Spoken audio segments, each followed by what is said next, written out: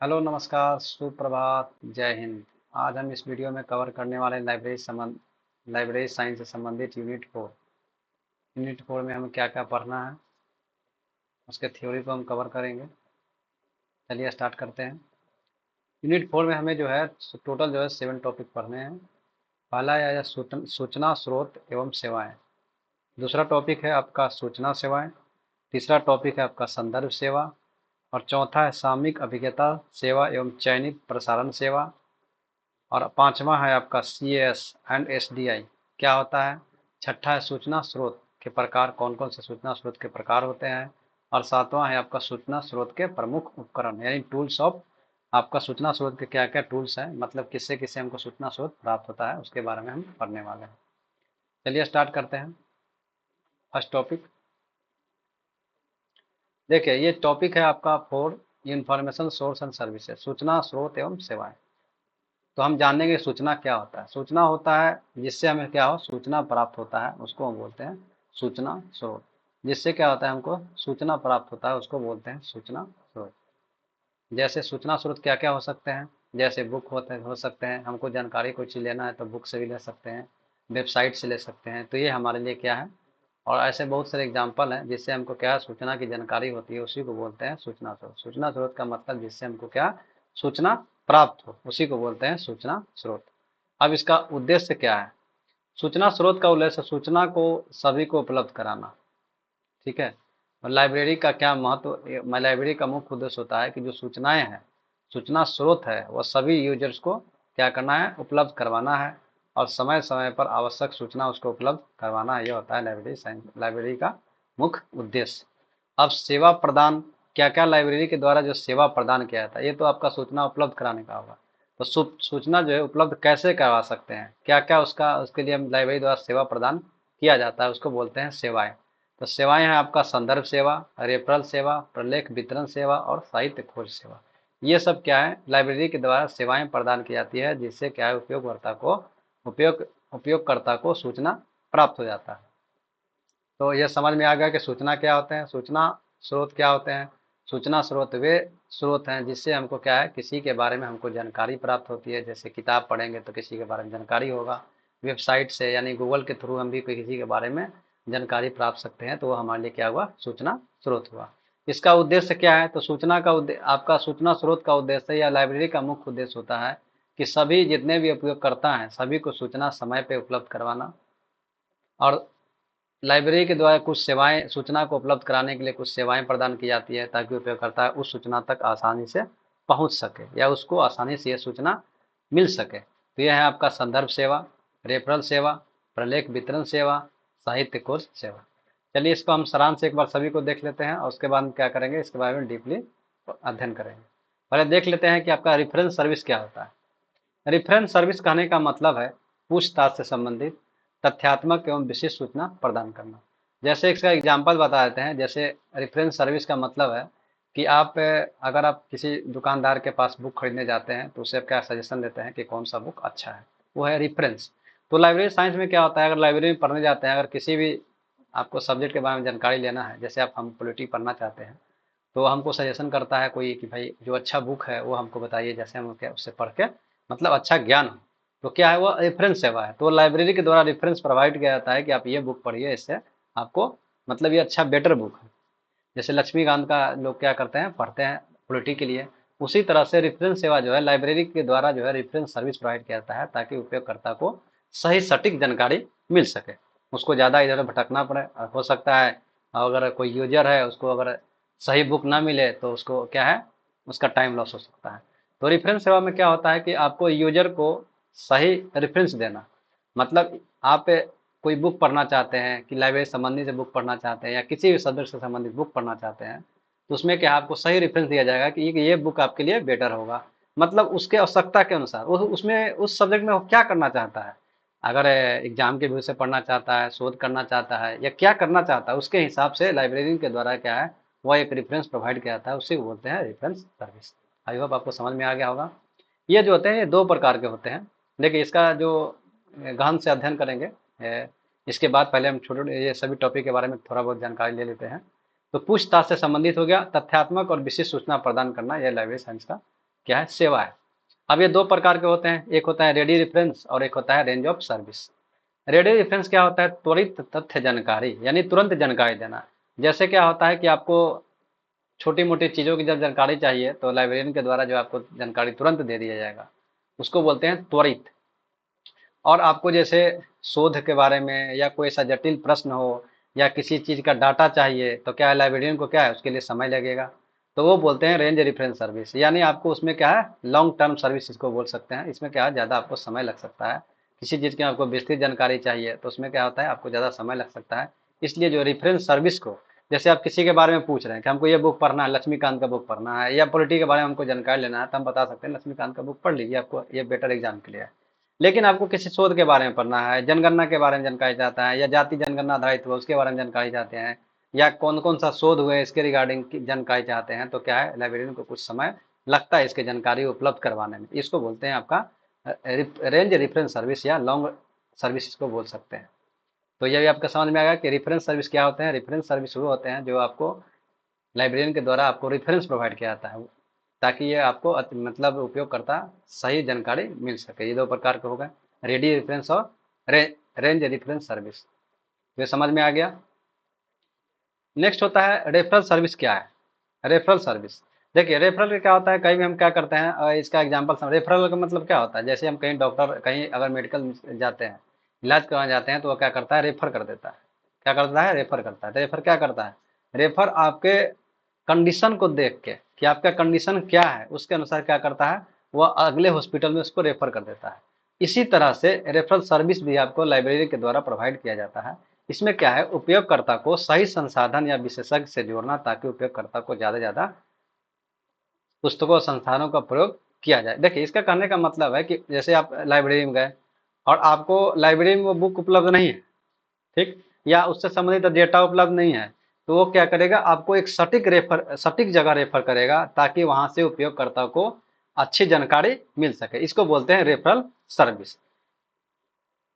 पुस्तकों एवं संस्थानों का प्रयोग किया जाए, अगर अच्छी जगह क्या करेंगे, मतलब सटीक, जैसे यहाँ देख सकते हैं, उपयोगकर्ता को सही संसाधन या विशेषज्ञ से जोड़ना, यानी क्या करना है, उसको रेफर वैसे जगह करना है, जो उसका उद्देश्य है वो क्या हो, पूरा हो सके। तो उसके लिए सही संसाधन से जोड़ेंगे तभी उसका उद्देश्य पूरा हो सकता है, या किसी विशेषज्ञ से बारेंगे कि उसके बारे में आप जानकारी उससे प्राप्त कर सकते हैं। यानी उसको क्या है, हमारे पास व्यवस्था नहीं है, उस लाइब्रेरी में व्यवस्था नहीं है, तो उसको क्या करना है, कहीं अन्य स्रोत से जोड़ना, वो होता है आपका रेफरल सर्विस, ताकि उपयोगकर्ता को जो सूचना है उपलब्ध हो सके इजी वे में।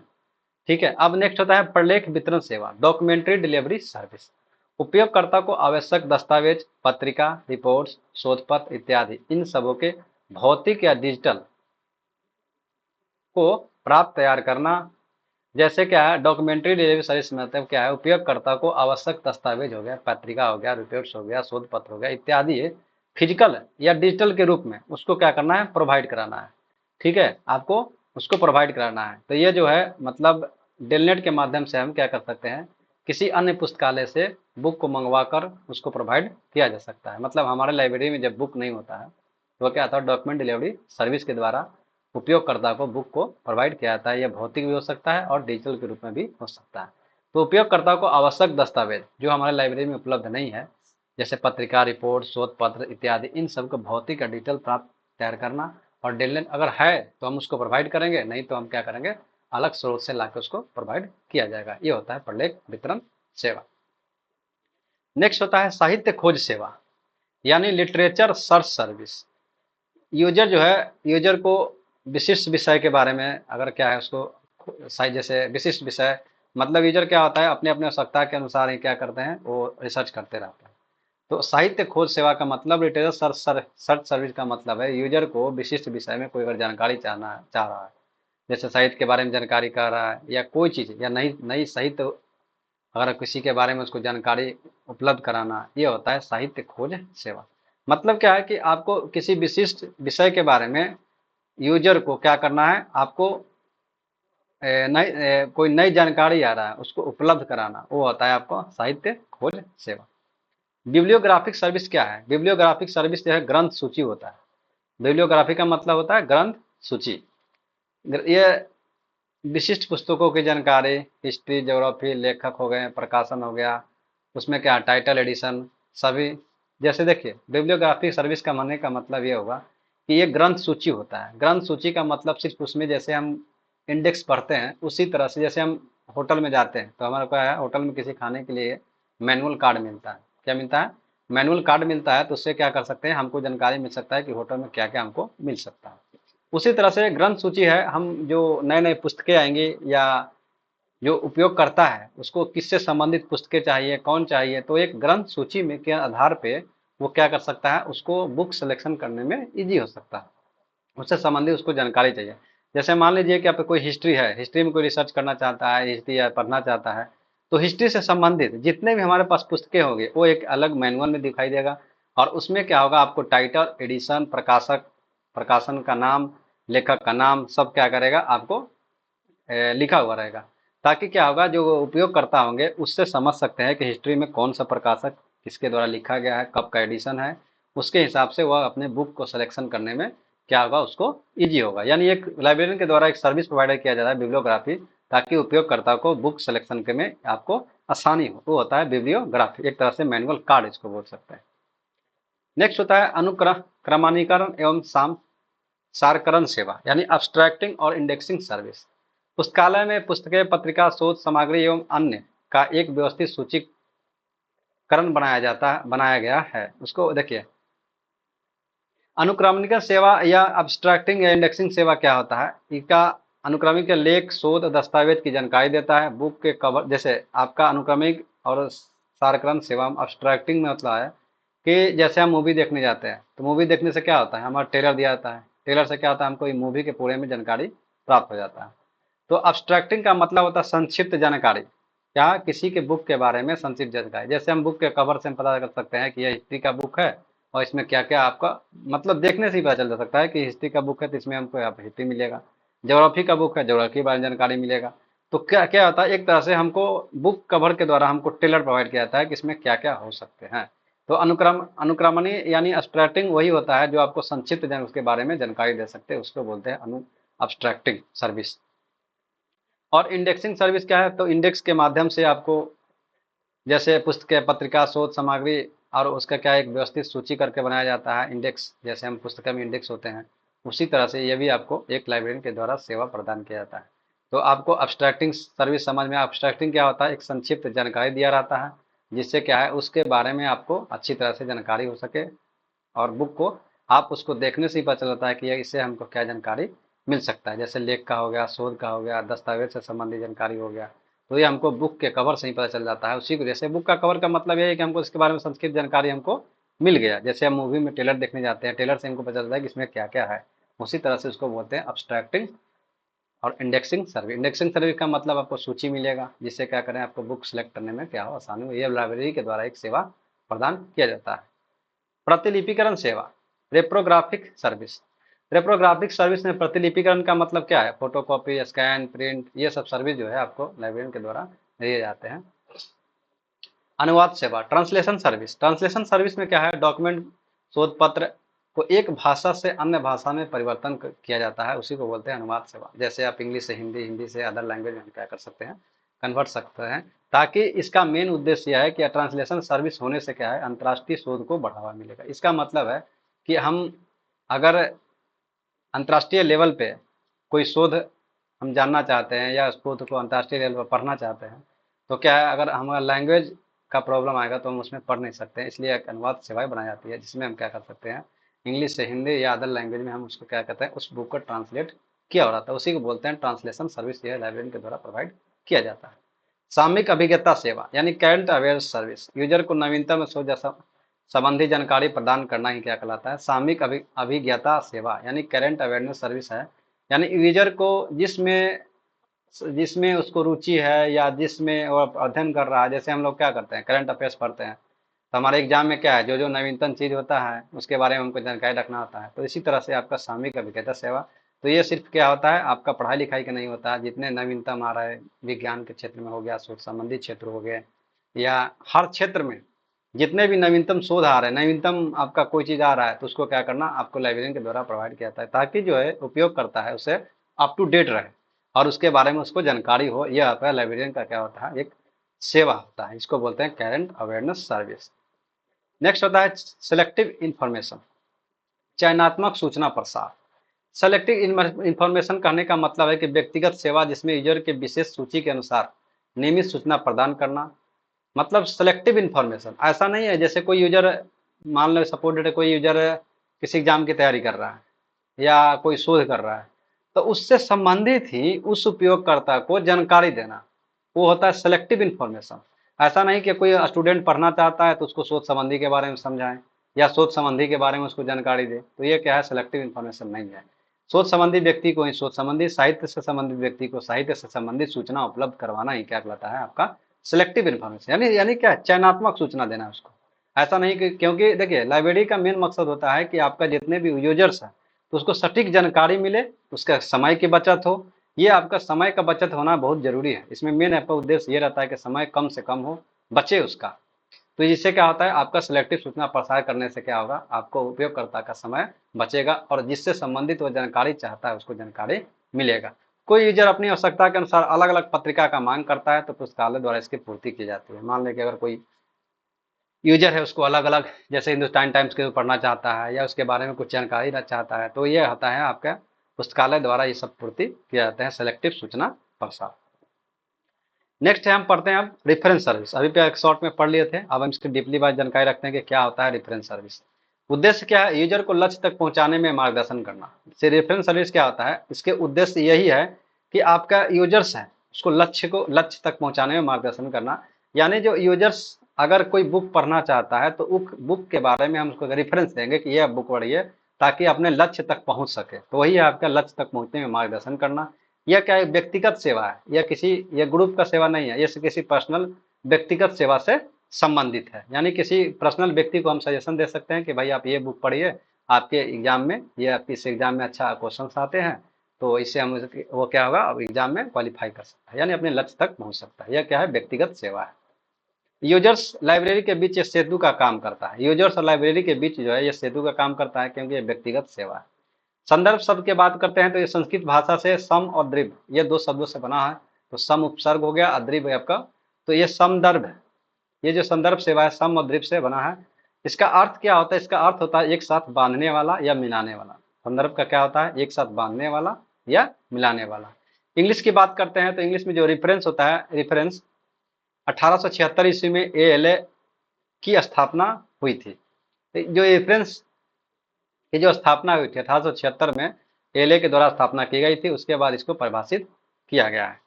सैमुअल स्वेट ग्रीन, इनके अनुसार क्या बोला है कि संदर्भ सेवा का जनक इनको बोला था। सैमुअल स्वेट ग्रीन को संदर्भ सेवा का जनक बोला जाता है। इन्होंने जो 1876 में व्यक्तिगत सहायता पर जोर दिया। यहाँ क्या है, संदर्भ सेवा रेफरेंस सर्विस ये व्यक्तिगत सेवा है। तो सैमुअल स्वेट ग्रीन के द्वारा क्या है, इस संदर्भ सेवा का जनक इनको बोला जाता है। इन्होंने 1876 ईस्वी में व्यक्तिगत सहायता पर जोर दिया था। उसके बाद डॉक्टर एस रंगनाथन की बात करते हैं तो संदर्भ सेवा को व्यवस्थित रूप प्रदान किया। बुक इनका रेफरेंस सर्विस, इनका बुक जो है रेफरेंस सर्विस जो है इनका बुक है 1940 ईस्वी में क्या किया, प्रकाशन किया गया। संदर्भ सेवा की अवधारणा को विस्तार करना और सही पूर्वक इन्होंने क्या किया, समझाया कि क्या है नहीं है। संदर्भ जो है हिंदी किसी विशेष स्रोत की इशारा करता है। संदर्भ का हिंदी बात करते हैं तो किसी विशेष स्रोत की ओर इशारा करना। ये मतलब यही है कि किसी विशेष स्रोत, मतलब क्या है, यूजर को किसी विशेष स्रोत से जोड़ा जाए ताकि यूजर अपने लक्ष्य को प्राप्त किया जाए। फिर से एक बार पढ़ लेते हैं क्या क्या है। रेफरेंस सर्विस क्या है, रेफरेंस सर्विस है उद्देश्य इसका यूजर को लक्ष्य तक पहुंचाने में मार्गदर्शन करना। इसकी यह व्यक्तिगत सेवा है। क्यों व्यक्तिगत सेवा है, क्योंकि यह लाइब्रेरी जो है किसी पर्सनल व्यक्ति को ही क्या रेफरेंस दे सकता है, जो कि इसको सकता होगा वो रेफरेंस ले सकता है। यूजर और लाइब्रेरी के बीच सेतु का कार्य करता है। अगर इसका शब्द का अर्थ देखें तो सम जो द्वीप शब्द से बना है। इसका अर्थ क्या होता है, एक साथ बांधने वाला या मिलाने वाला। इसका जो रेफरेंस 1876 ईस्वी में आपको ALA के द्वारा स्थापना हुई, उसके बाद इसको परिभाषित किया गया। सैमुअल स्वेट ग्रीन के संदर्भ सेवा का जनक बोला जाता है। इन्होंने 1876 ईस्वी में व्यक्तिगत सहायता पर जोर दिया। डॉक्टर एस रंगनाथन की बात करते हैं तो संदर्भ सेवा को व्यक्तिगत रूप प्रदान करने में आपका डॉक्टर एस रंगनाथन का महत्वपूर्ण योगदान रहा। इनके बुक जो है रेफरेंस सर्विस 1940 में प्रकाशित की गई और संदर्भ सेवा की अवधारणा का विस्तार इन्होंने किया और सही पूर्वक इनको संदर्भ सेवा को समझाया। अगर हिंदी में बात करते हैं तो हिंदी में जो किसका होता है, किसी विशेष स्रोत की इशारा करना, इसका अर्थ होता है हिंदी में। अब संदर्भ से सेवा की आवश्यकता क्यों है, क्या है आवश्यकता, क्या है रीजन। तो सूचना का विस्फोट कहने का मतलब है कि हमारे पास जो आज जो वर्तमान में जो है ना, हमारे पास हजारों संख्या में पुस्तक उपलब्ध होता है, और हजारों संख्या में पुस्तक को सिलेक्ट करना एक उपयोगकर्ता के लिए बहुत चैलेंजिंग चीज होता है। इसलिए हमारे क्या है, रेफरेंस सर्विस आवश्यकता है, ताकि यूजर्स को सही और सटीक पुस्तक उपलब्ध कराया जाए, ताकि वो अपने लक्ष्य को प्राप्ति कर सकते हैं, यानी उसके लक्ष्य के हिसाब से पुस्तक को उपलब्ध कराया जाए। ये होता है आपका संदर्भ सेवा का मुख्य उद्देश्य या आवश्यकता बोल सकते हैं। तो सूचना का विस्फोट यही हुआ कि हजारों की संख्या में हमारे पास आज पुस्तक अवेलेबल है, और पुस्तक को उपयोगकर्ता को कौन सी पुस्तक चाहिए जिससे क्या है उपयोगकर्ता अपने लक्ष्य को प्राप्ति कर सकते हैं, यही होता है सूचना का विस्फोट। तो उसे क्या कर सकते हैं हम, उसके रेफरेंस सर्विस के माध्यम से हमको क्या करते हैं, एक अच्छे बुक का सजेशन कर सकते हैं, जिससे वो अपने उसका सिलेक्शन या गोल हासिल हो। विविध उपयोगकर्ता, अलग अलग प्रकार के यूजर, छात्र से लेकर शोधकर्ता का अलग अलग प्रकार के उपयोगकर्ता, यानी विविध उपयोगकर्ता है आपका। उपयोगकर्ता के हिसाब से विभिन्न, जैसे आपका छात्र से लेकर आपका विश्वविद्यालय के उपयोगकर्ता उनका अलग होता है, शोधकर्ता का अलग होता है, और विश्वविद्यालय के अलग है, यानी आपको कृषि के क्षेत्र में अलग है। तो अलग अलग प्रकार के यूजर, अलग अलग प्रकार के उनको क्या है, आपको सही जानकारी, सटीक जानकारी आपको उनको देना है। यह होता है लाइब्रेरी का मुख्य उद्देश्य। नेक्स्ट होता है डिजिटल संसाधनों की जटिलता, ऑनलाइन संसाधन को कैसे पहुंच जा सके। जैसे हम क्या करें, डिजिटल संसाधनों की जटिलता कहने का मतलब है कि आजकल सभी संसाधन जो है ऑनलाइन आपको अवेलेबल है, लेकिन उस ऑनलाइन तक कैसे पहुंचा जा सके, क्योंकि कुछ यूजर्स हैं तो आपको टेक्निकली क्या होते हैं, स्ट्रांग होते हैं, कुछ टेक्निकली वीक होते हैं, तो उसको एक्सेस नहीं कर सकते। तो क्या करता है, डिजिटल संसाधनों की जटिलता को हम उसको उससे एक्सेस करवाने के लिए या उस तक पहुंचाने के लिए उसके बारे में लाइब्रेरी जो है, लाइब्रेरी क्या करता है, उसको एक गाइड देता है कि कैसे कैसे हम इसको एक्सेस कर सकते हैं। यानी टेक्निकली वीक व्यक्ति को, जैसे बहुत से ऐसे हैं कि जो मोबाइल चलाना अच्छी तरह से मोबाइल चलाना नहीं जानते हैं, तो उसके बारे में हम क्या करेंगे, उसको आप लाइब्रेरी के द्वारा जो है उसको कुछ सहायता प्रदान की जाएगी, ताकि वह ऑनलाइन जितने भी संसाधन है उसको एक्सेस कर रहे हैं, उससे जानकारी ले सके। ये होता है डिजिटल संसाधनों की जटिलता। आपको समझ में आ गया होगा। समय की बचत, त्वरित एवं सटीक जानकारी मिलने से समय बचता है। देखिए इसका दम ये मेन उद्देश्य यही है, हर चीज का मेन उद्देश्य यही होता है, समय की बचत करना, सटीक और सही जानकारी देना और समय की बचत करना, ये आपका बहुत मेन उद्देश्य है। तो क्या है, ये आपका रेफरेंस सर्विस से क्या होगा, अगर आप गोल तक हासिल करना चाहते हैं, अगर रेफरेंस सर्विस में अगर लाइब्रेरियन के द्वारा एक अच्छी पुस्तक का सजेशन किया जाता है, तो उससे क्या है, आपको त्वरित कम समय में सटीक जानकारी मिल सकता है, जिससे आपको सही समय की बचत हो सकती है। और शिक्षा अनुसंधान का समर्थन करना, ये सब क्या है, इनका मुख्य उद्देश्य है। संदर्भ सेवा का उद्देश्य, यह आवश्यकताएं हैं, उद्देश्य लगभग सेम ही होते हैं। सूचना प्रदान करना, उपयोगकर्ता को विशिष्ट प्रश्नों का उत्तर देना, प्रासंगिक जानकारी देना। यह भी वही है कि उपयोगकर्ता का विशिष्ट प्रश्न जो होते हैं उसको बारे में उसका उत्तर देना, उसको बारे में जानकारी देना, यह आता है आपका प्रासंगिक, उसके बारे में जानकारी देना, यह होता है सूचना प्रदान करना। पुस्तकालय संसाधनों का अधिकतम उपयोग, जैसे क्या है कि हम कोई भी अगर लाइब्रेरी में आता है तो उसके बारे में हम क्या करेंगे, सही अगर जानकारी देंगे तो क्या है, उससे आपके पुस्तकालय का संसाधन जितने भी हैं, बुक हैं, उसका जो है अधिकतम से अधिकतम उपयोग होगा। कि हमारे एग्जाम में जैसे कोई बंदा बीपीएससी की तैयारी करना है, तो बीपीएससी की तैयारी कर रहा है तो उसको कौन कौन सी बुक पढ़नी चाहिए, क्या क्या पढ़नी चाहिए, इसके बारे में हमको जानकारी देना है। तो इससे क्या होगा, हमारे पुस्तकालय में जितने भी संसाधन है उसका मैक्सिमम से मैक्सिमम उपयोग होगा। जैसे मान लेते हैं कि हमको बीपीएससी तैयारी करना है, तो आपको जितने भी सब्जेक्ट है उसके बारे में जानकारी देंगे, वो बताएंगे ये सब्जेक्ट आपको पढ़ना है और ये आपका बुक से आप पढ़ सकते हैं, ताकि आपका अपने गोल को अचीव कर सकते हैं। तो ये बोलता है पॉलिटी के साथ मैगजीन पढ़ो, ये पढ़ो, वो पढ़ो, जितना ही आपको सब्जेक्ट है उसके बारे में हम सजेशन दे सकते हैं, ताकि मैं हमारे जो संसाधन है पुस्तकालय में जितने भी संसाधन है उसका मैक्सिमम से मैक्सिमम उपयोग हो सके। उपयोगकर्ता के शिक्षा देना, यानी टेक्निकली जानकारी देना। इंटर लाइब्रेरी लोन होता है, जो हम क्या कर सकते हैं, दूसरी लाइब्रेरी से पुस्तकें लेकर पढ़ सकते हैं, अलग अलग वेबसाइट पे जाके हम पढ़ सकते हैं। तो उपयोगकर्ता को टेक्निकली के बारे में जानकारी देना, ये लाइब्रेरी का भी मुख्य उद्देश्य होता है, ताकि उसका संसाधन का ज़्यादा से ज़्यादा उपयोग हो। और यूजर को, मेन लाइब्रेरी का उद्देश्य है यूजर को सूचना तक पहुंचाना, सूचना स्रोत तक पहुंचाना, या सूचना के बारे में जानकारी होना, ये आपका मेन उद्देश्य होता है लाइब्रेरी का। सूचना साक्षरता, विशिष्ट आवश्यकताओं की पूर्ति, विशिष्ट सूचना साक्षरता का मतलब है आपको उसके बारे में, उपयोगकर्ता को बारे में, सूचना के बारे में जानकारी देना, विशिष्ट आवश्यकताओं की पूर्ति। अगर उसको विशिष्ट आवश्यकता है, कोई पुस्तक की जानकारी लेना है या कुछ उसको और आवश्यकता है, तो उसको क्या है, लाइब्रेरियन के द्वारा उसको प्रोवाइड किया जाता है, उसको हेल्प किया जाता है कि कैसे आप उसको एक्सेस कर सकते हैं। संदर्भ सेवा जो है आपको दो प्रकार के बताए थे, रेडी रेफरेंस त्वरित संदर्भ सेवा और दीर्घकालीन सेवा यानी लॉन्ग रेंज रेफरेंस। जैसे रेडी रेफरेंस का एक अच्छा एग्जांपल बताते हैं, जैसे हम कहीं चाट कहीं ठेला पे जाते हैं चाट खाना, तो क्या करते हैं, चाट आपको 5 मिनट में रेडी करके दे देगा। यह होता है त्वरित संदर्भ। यानी जब पुस्तकालय उपयोगकर्ता जब पुस्तकालय के पास जाते हैं तो उसका कोई जानकारी उनको चाहिए तो वो तुरंत उसको प्रोवाइड किया जाता है, वो होता है वैसे सेवा को ही बोलते हैं रेफरेंस, रेडी रेफरेंस सेवा।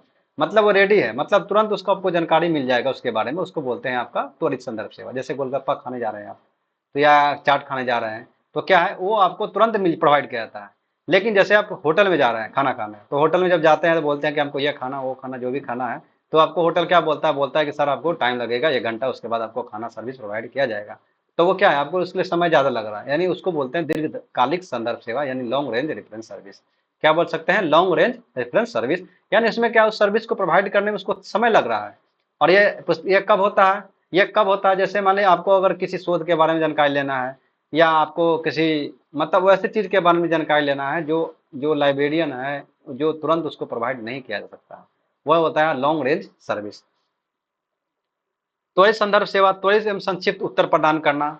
ठीक है, आमतौर पर समय में कुछ सेकंड या 5 मिनट तक इसमें आपको प्रोवाइड किया जा सकता है। त्वरित तथात्मक समान जानकारी की यह जानकारी देता है। तो त्वरित संदर्भ सेवा, देखिए ये वीडियो में हम क्या है, जैसे हम क्या कर रहे हैं, इस वीडियो को तो पढ़ा रहे हैं, लेकिन इसमें है आपके सभी चीज को कवर नहीं हो रहा है। इसमें जैसे हम ऑब्जेक्टिव करेंगे, तो ऑब्जेक्टिव करते समय ये वीडियो देखिएगा तो आपको क्या होगा, एक आइडिया मिलेगा कि भाई लगभग लगभग 80% क्वेश्चन जो है आपको सोल्व हो जाएगा। लेकिन 100% सोल्व करने के लिए आपको ऑब्जेक्टिव भी करना पड़ेगा। इस वीडियो के बाद हम क्या है, इसका ऑब्जेक्टिव भी पढ़ाएंगे, इसको भी देख लीजिएगा। नेक्स्ट होता है दीर्घकालिक सेवा। दीर्घकालिक हम लॉन्ग रेंज में बता दिए, इसमें क्या है, समय लेने वाला है, गहन अनुसंधान जानकारी देना है, विशेष संबंधी जानकारी देना है, तो ये आपको लॉन्ग रेंज रेफरेंस सर्विस होता है। ये जटिल या गहन शोध से संबंधित प्रश्नों के लिए आपको इससे अधिक समय अनुसंधान की आवश्यकता पड़ती है, और विशेषज्ञ अनुसंधानकर्ताओं के लिए। जैसे दीर्घकालीन कौन ले सकता है, ये विशेषज्ञों के लिए है, कोई शोध रिसर्च कर रहा है उसके उसके लिए तो यह है। उसमें क्या है कि आपको कोई जटिल जानकारी देना है, इसका मेन मकसद यही है कि आपको कोई जानकारी नहीं मिलेगा, लेट से मिलेगा, वो है आपका दीर्घकालीन सेवा। और लेट से कौन सा चीज मिलेगा, जो ऐसे जटिल आपको जानकारी चाहिए, शोध संबंधी जानकारी चाहिए, तो वो क्या है, उसको लॉन्ग रेंज रेफरेंस सर्विस में आता है। और शॉर्ट रेंज त्वरित रेडी रेफरेंस में आपको वही आ गया जो आपको तुरंत आपको प्रोवाइड किया जा सकता है। नेक्स्ट है सामयिक अभिज्ञता सेवा यानी current awareness service. Current awareness service जैसे हम लोग करंट अफेयर्स पढ़ते हैं उसी समय से संबंधित है, यह है करंट अवेयरनेस सर्विस। तो करंट अवेयरनेस सर्विस का मतलब एक देख लेते हैं क्या है। यह जो सेवा जो है लाइब्रेरी द्वारा प्रोवाइड किया जाता है, यूजर्स को उपयोगकर्ता के अनुसार या रुचि के अनुसार जिस क्षेत्र से संबंधित है उसमें उसके नवीनतम जानकारी मिल सके। यानी जिस क्षेत्र में उपयोगकर्ता अपनी रुचि रखता है उसके अनुसार क्या है, जो भी न्यू न्यू चीज न्यू न्यू डेवलपमेंट हो रहे हैं उसके उससे अप टू डेट होना, उसको अप टू डेट कराना, ये होता है लाइब्रेरी का मुख्य उद्देश्य होता है। या एक सेवा प्रोवाइड किया जाता है ताकि जो है यूजर करता है अपने क्षेत्र में नवीनतम जानकारी उसको मालूम हो। उद्देश्य क्या है, उपयोगकर्ता को नवीनतम जानकारी तुरंत उपलब्ध कराना। जैसे छात्र शोधकर्ता पेशेवर को उसके क्षेत्र में नवीनतम जानकारी उपलब्ध कराना। छात्र हो गए, जैसे हम लोग करंट अफेयर्स पढ़ते हैं, तो करंट अफेयर्स में क्या है, हमको नवीन जानकारी मिलेगी, एग्जाम में तो वही आते हैं। उसी तरह से तो एक हमारे क्या होगा, पढ़ाई लिखाई के बारे में होगा, तो इसी तरह से शोधकर्ता के क्षेत्र में हो गया, पेशेवर के क्षेत्र में हो गया, हर चीज के क्षेत्र में, कृषि के क्षेत्र में हो गया। तो ये सभी क्षेत्र में क्या करता है, उपयोगकर्ता को रुचि के अनुसार क्या करना है, नवीनतम जानकारी, क्या क्या नवीनतम जानकारी डेवलप हुए हैं, क्या क्या टेक्निकली खोज हुआ है, उसके बारे में जानकारी देना, ये आपका होता है करंट अवेयरनेस सर्विस। क्या होता है कि आपको नए चीज के बारे में जानकारी देना होता है, ये करंट अवेयरनेस सर्विस हो गया। तो आपको समझ में आ गया करंट, जैसे आप एग्जाम्पल समझते हैं, करंट अफेयर्स हम लोग पढ़ते हैं तो क्या है, नवीनतम जानकारी है। तो उसी तरह से तो नवीनतम जानकारी में हम क्या पढ़ते हैं, हम पढ़ते हैं कृषि की खेती कैसे होता है, इसके बारे में पढ़ते हैं, नहीं पढ़ते हैं। क्यों, क्योंकि हमको जो चाहिए, हमारा जो रुचि है, हमारे एग्जाम में निकालना है, तो उसके विषय से हम सिर्फ क्या करते हैं, कौन कौन सी घटनाएं हुई उसके बारे में पढ़ते हैं। इसी तरह से सभी क्षेत्र में जो है लाइब्रेरियन के द्वारा हर क्षेत्र में, कृषि के क्षेत्र में, शोधकर्ता के क्षेत्र में, विज्ञान के क्षेत्र में, सभी क्षेत्र में जो जैसा यूजर है उसके अनुसार, उसके रुचि के अनुसार उसके नवीनतम जानकारी को उपलब्ध कराना ही क्या कहलाता है आपका current awareness service. I hope आपको समझ में आ गया होगा। इसकी विशेषता की बात करते हैं, समझ बद्धता है। बद्धता, समझ बद्धता का मतलब है कि आपको इसको तुरंत जानकारी देना है। कोई भी नवीनतम जानकारी होता है उसको आपको जानकारी देना है तुरंत या नियमित अंतराल के बाद, जैसे आपको दैनिक, साप्ताहिक, मासिक या कुछ भी हो सकता है। तो समयबद्धता के अंतर आपको इसका क्या करना है, उसको जानकारी दे देना है। उपयोगकर्ता केंद्रित है, यानी उपयोगकर्ता के रुचि के अनुसार हम क्या कर सकते हैं, हम उसके जो जानकारी है उपयोगकर्ता के अनुसार ही हम उसको प्रोवाइड कराते हैं। तो यह क्या उपयोगकर्ता केंद्रित है। जैसे कोई साइंस के वैज्ञानिक रिसर्च कर रहा है तो वैज्ञानिक संबंधी उसको जानकारी देंगे। यानी उपयोगकर्ता को हम क्या कर रहे हैं, केंद्र में रख रहे हैं, उसी के अनुसार क्या है उसको सूचना को उपलब्ध करवा रहे हैं। नियमितता क्या आता है, नियमितता मतलब है नियमित रूप से अपडेट प्रदान करना। नियमित रूप से अपडेट प्रदान करने का मतलब है कि ऐसा नहीं कि हम 5 दिन के बाद या 10 सप्ताह 1 महीना के बाद उसको अपडेट है तो फिर उसका कोई मतलब नहीं होता। आपको करंट अफेयर्स का मतलब है कि आपको 5 से 10 दिन में उसके बारे में जानकारी हो जाए। तो सब ये आपका साप्ताहिक न्यूज लेटर के माध्यम से क्या कर सकते हैं, हम इसको जानकारी दे सकते हैं। विविध प्रारूप, जैसे ईमेल के माध्यम से दे सकते हैं, न्यूज लेटर के माध्यम से दे सकते हैं, बुलेटिन के माध्यम से भेजा जा सकता है। ये विविध प्रारूप है, इसके माध्यम से हमारे जो रुचि है, उपयोगकर्ता के जो रुचि है उसके बारे में हम उसको अप टू डेट करवा सकते हैं। ईमेल के माध्यम से, न्यूज़लेटर के माध्यम से, बुलेटिन के माध्यम से हम क्या कर सकते हैं, उसको जानकारी उपलब्ध कर सकते हैं। प्रौद्योगिकी तो निर्भरता, यानी डिजिटल टूल। डिजिटल टूल फिर क्या होता है, आपको उसके माध्यम से भी आपको क्या कह सकता है, प्रोवाइड किया जा सकता है। नेक्स्ट होता है आपका, जैसे हम डिजिटल टूल में देख सकते हैं पबमेड। पबमेड क्या एक प्रकार का डेटाबेस है जिसके द्वारा हम क्या सकते हैं, मेडिकल के संबंधित जितने भी आपका खोजकर्ताएं हो रहे हैं उसके बारे में हमको जानकारी मिल सकता है। या ऑटोमेशन का यूज करेंगे, जैसे ही कोई आपको मेरे पास जानकारी आएगा वो लाइब्रेरी के द्वारा आपको प्रोवाइड किया जाता है, आपको नोटिफिकेशन मिल जाएगा कि इसके बारे में नए नए रिसर्च हो रहे हैं, इसके बारे में आपको जानकारी मिल जाएगा। नेक्स्ट होता है चयनात्मक, प्रासंगिक और उच्च गुणवत्ता वाली सामग्री। यह क्या है, आपको सिलेक्टिव यूजर को सिलेक्टिव क्या करना चाहिए, आपको जानकारी प्रोवाइड कराना ही क्या आता है आपको। ये आपका लाइब्रेरियन का मुख्य उद्देश्य होता है कि जो यूजर जैसा यूजर है उसके अनुसार से उसके आपका सामग्री को उपलब्ध कराना। ये होता है चयनात्मक, यानी चयनात्मक कहने का मतलब है कि सिलेक्टिव इंफॉर्मेशन सिलेक्टिव पर्सन को पहुंचाना। जैसे जो छात्र है तो उसको छात्र के हिसाब से क्या करेंगे, हम सामग्री को उपलब्ध करवाएंगे। जो वैज्ञानिक है उसको वैज्ञानिक के हिसाब से, यानी सिलेक्टिव उसको इन्फॉर्मेशन देंगे तो क्या होगा, उसका समय की बचत हो। और उच्च गुणवत्ता वाली सामग्री उपलब्ध कराना। विशिष्टता, विशिष्ट विषयों के क्षेत्र में केंद्रित, चिकित्सा विज्ञान या जो भी हो, विशिष्टता है कि विशिष्ट विषय क्षेत्र में केंद्रित है उसके बारे में उनको जानकारी देना है। अब आते हैं CS की विधियां क्या है, करंट अवेयरनेस सर्विस की क्या क्या विधि है, यानी कौन कौन सी विधि से हम उसको सेवा प्रदान कर सकते हैं, इसके बारे में हमारे पास क्या क्या विधियां हैं। तो करंट अवेयरनेस सर्विस की विधियां क्या होता है, सेवा देने की विधियां। जैसे मैनुअल है तो मैनुअल में हम क्या सकते हैं, पुस्तकालय कर्मचारी द्वारा पत्रिकाओं, समाज पत्र, अन्य स्रोतों की जानकारी प्राप्त कर उपयोगकर्ता को हम क्या सकते हैं, दे सकते हैं। जैसे ये क्या करता है, आज की जानकारी जो है सटीक जानकारी देना है, ये तो पुस्तकालय अध्यक्ष उसके बारे में जानकारी दे सकता है। प्रासंगिक जानकारी यूजर को भेजना, यानी मैनुअल में करने का मतलब आपको पत्रिकाओं के माध्यम से, समाचार पत्रों के माध्यम से, अन्य स्रोतों से माध्यम से जानकारी प्राप्त करना, ये होता है आपका मैनुअल। और ऑटोमेशन का मतलब डिजिटल के माध्यम से हम ईमेल अलर्ट माध्यम से, ये होता है ऑटोमेशन। देखिए आप एक इसका कॉन्सेप्ट समझिए कि कहने का मतलब क्या समझ कर रहा है। मैनुअल का मतलब क्या है, मैनुअली। ऑटोमेशन का मतलब क्या है, डिजिटली। तो आपको इस तरह से समझना है क्योंकि ऑब्जेक्टिव को आपको एलिमिनेट करके आपको सही ऑप्शन को क्या करना है, सिलेक्ट करना है। तो मैनुअल का मतलब समझ गए, पुस्तकालय कर्मचारी द्वारा पत्रिकाओं के माध्यम से, समाचार पत्रों के माध्यम से जानकारी देना ही क्या कहलाता है, आपका मैनुअल कहलाता है। ऑटोमेशन का मतलब क्या हुआ, ऑटोमेशन का डिजिटल टूल का प्रयोग करेंगे, जैसे ईमेल अलर्ट्स हो गए और कुछ कुछ जो आपको, जिससे डिजिटली के माध्यम से हम क्या कर सकते हैं, उपयोगकर्ता को हम जो है नवीनतम जानकारी के माध्यम से उसको अपडेट करवा सकते हैं। Google scholar, Google alert set नवीनतम जानकारी, इसके बाद इस बारे में हम क्या कर सकते हैं, इसके माध्यम से भी हम क्या कर सकते हैं, उपयोगकर्ता को हम नवीनतम जानकारी के बारे में जानकारी दे सकते हैं। संयुक्त विधि, संयुक्त विधि में आपका मैनुअल ऑटोमेशन दोनों आ जाएगा, यानी आपका कुछ जो है मैनुअल की विधि से और कुछ ऑटोमेशन की विधि से, दोनों प्रकार की व्यवस्था होती है, उसको बोलते हैं संयुक्त विधि। तो आपका कैश में विधियां क्या है, मतलब करंट अवेयरनेस सर्विस जो है सेवा देने की विधियां मैनुअल भी हो सकते हैं, ऑटोमेशन भी हो सकते हैं, गूगल स्कॉलर हो सकता है और आपका ज्वाइंट यानी संयुक्त विधि हो सकता है।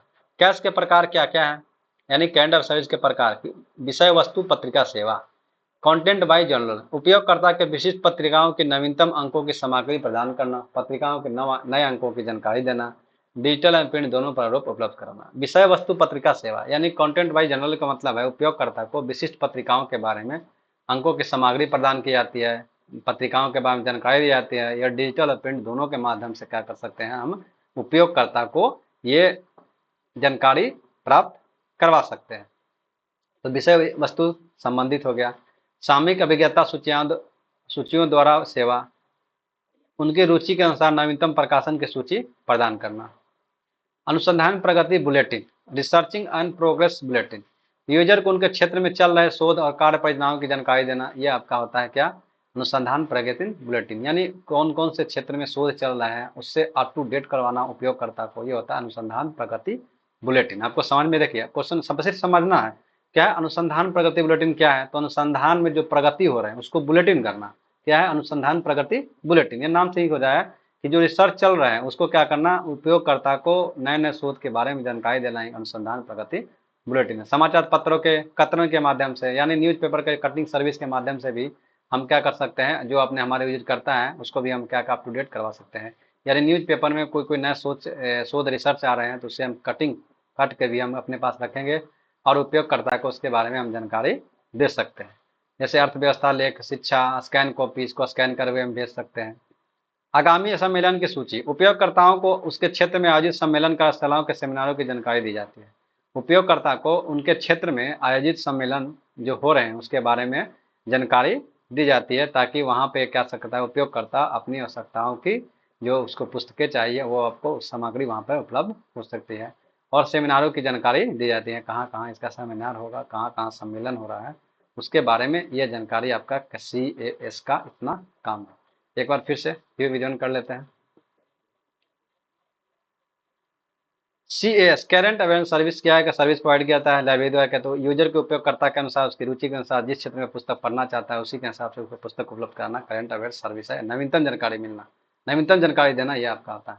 छात्र के हिसाब से अलग होगा, शोधकर्ता के हिसाब से अलग होगा, पेशेवर के हिसाब से अलग होगा, उनके क्षेत्र में नवीनतम जानकारी उपलब्ध कराना है। विशेषता के बाद समझ बढ़ता है, यानी समय क्या आपको कम से कम लगे, आपको कम समय में अच्छी अपडेट जानकारी पर उपयोगकर्ता को केंद्रित है, यानी उपयोगकर्ता के हिसाब से आपको क्या है सूचना को प्रोवाइड किया जाता है। नियमित आपको रेगुलर क्या क्या अप टू डेट सर्च को प्रदान करना है।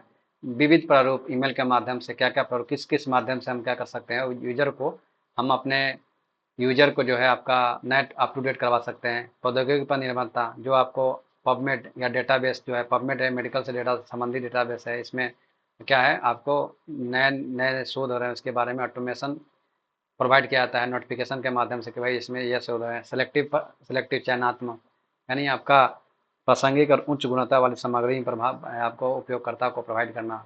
मतलब साइंस का स्टूडेंट है तो उसको आर्ट्स का सब्जेक्ट नहीं दे सकते हैं, तो साइंस का है तो साइंस का ही, यानी सिलेक्टिव पर्सन को सिलेक्टिव आपका क्या बोल सकते हैं जानकारी प्राप्त करना। विशिष्टता हो गया, कैश की विधियाँ, मैनुअल हो गया, ऑटोमेशन हो गया, गूगल स्कॉलर हो गया, आपका ज्वाइंट विधि हो गया। कैश के प्रकार में विषय वस्तु पत्रिका सेवा हो गया, सामयिक अभिज्ञता सूचियों को सेवा प्रदान करना। उसके बाद अनुसंधान प्रगति बुलेटिन, जो रिसर्च हो रहे हैं उसकी जानकारी देना। समाचार पत्र का कतरन के सेवा से हम जानकारी दे सकते हैं, और आगामी सम्मेलन की सूची के माध्यम से भी हम उपयोगकर्ता को ये सब सेवा क्या है उपयोगकर्ता CAS के द्वारा प्रोवाइड किए जाती है। नेक्स्ट है चयनित प्रसारण सेवा, ये आपका नेक्स्ट टॉपिक हो गया, सेलेक्टिव डिसेमिनेटिव ऑफ इंफॉर्मेशन। पुस्तकालय की सेवा है जिसमें यूजर के सभी जरूरतों के चीजों को उसके यूजर की आवश्यकता के अनुसार उपलब्ध कराना। यह आपका सेलेक्टिव प्रसारण सेवा। जैसे डॉक्टर के संबंधित नया अपडेट हो रहा है तो उसको क्या है, कोई अगर डॉक्टर है तो उसको डॉक्टर संबंधित अपडेट देना। यह आपका सेलेक्टिव डिसेमिनेटिव ऑफ इंफॉर्मेशन।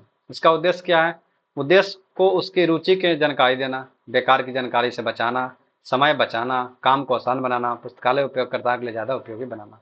सेलेक्टिव हम प्रसारण डिसेमिनेटिव ऑफ इंफॉर्मेशन चयनित प्रसारण सेवा से क्या कर सकते हैं, उपयोगकर्ता को उसकी रुचि के अनुसार नई जानकारी देंगे, जिससे क्या होगा उसका बेकार जो फालतू किताब नहीं पढ़ना पड़ेगा। अगर सेलेक्टिव हम बुक्स प्रोवाइड करेंगे तो समय बचेगा, और क्या आपको काम को क्या इजी बना देगा, और पुस्तकालय को उपयोगकर्ता के लिए ज़्यादा उपयोगी बनाना। यानी इससे क्या है पुस्तकालय उपयोगकर्ता के लिए पुस्तकालय ज़्यादा उपयोगी बने, इसलिए उस पर क्या करना आपका मेन फोकस होना चाहिए। अगर अच्छी जानकारी देते हैं तो पुस्तकालय उसके लिए क्या है, ज़्यादा उपयोगी बनेगा।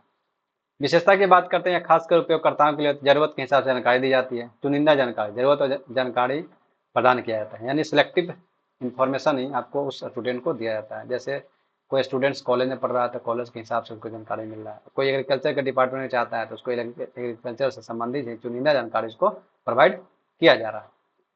नियमित अप टू डेट करना, प्रत्येक सप्ताह महीने उसमें क्या करना, उसको अपडेट करना है। टेक्नोलॉजी का उपयोग करना, यानी ईमेल के माध्यम से, डेटाबेस के माध्यम से अपडेट करना। उपयोगकर्ता की राय, जानकारी जो दिया जाता है वो सही है नहीं, सेवा बेहतर बनाने में मदद मिलती है। उपयोगकर्ता की राय से भी हम क्या कर सकते हैं कि आप उपयोगकर्ता को क्या क्या चाहिए नहीं चाहिए, उसके हिसाब से हम क्या कर सकते हैं, सेवा को और बेहतर बना सकते हैं। कहाँ कमी हो रही है उसको हम बेहतर बनाने में मदद मिल सकता है। तुरंत जानकारी, नई चीज़ें की तुरंत जानकारी क्या करता है, उसको आपको प्रोवाइड करवाना है। तो एसडीआई के तत्व अब देख लेते हैं। एसडीआई के तत्व क्या होगा, सिलेक्टिव डिस्ट्रीब्यूशन ऑफ इंफॉर्मेशन। इसमें प्रमुख डेटाबेस हो सकते हैं, मतलब कैसे उसको सिलेक्टिव जानकारी मिलेगा। देखिए एसडीआई में क्या पढ़ रहे हैं, हम यही पढ़ रहे हैं कि चयनात्मक मतलब क्या है, सिलेक्टिव इंफॉर्मेशन सिलेक्टिव पर्सन को कैसे दिया जाए उसके बारे में। प्रमुख इसके लिए क्या है, प्रलेख डेटाबेस, डॉक्यूमेंट डेटाबेस होते हैं। पुस्तकालय का डेटाबेस, जैसे आपका बुक हो गया, मैगजीन्स हो गए, ये इसी डेटाबेस के उपयोग करके हम क्या कर सकते हैं, उपयोगकर्ता को जानकारी प्रदान करवा सकते हैं।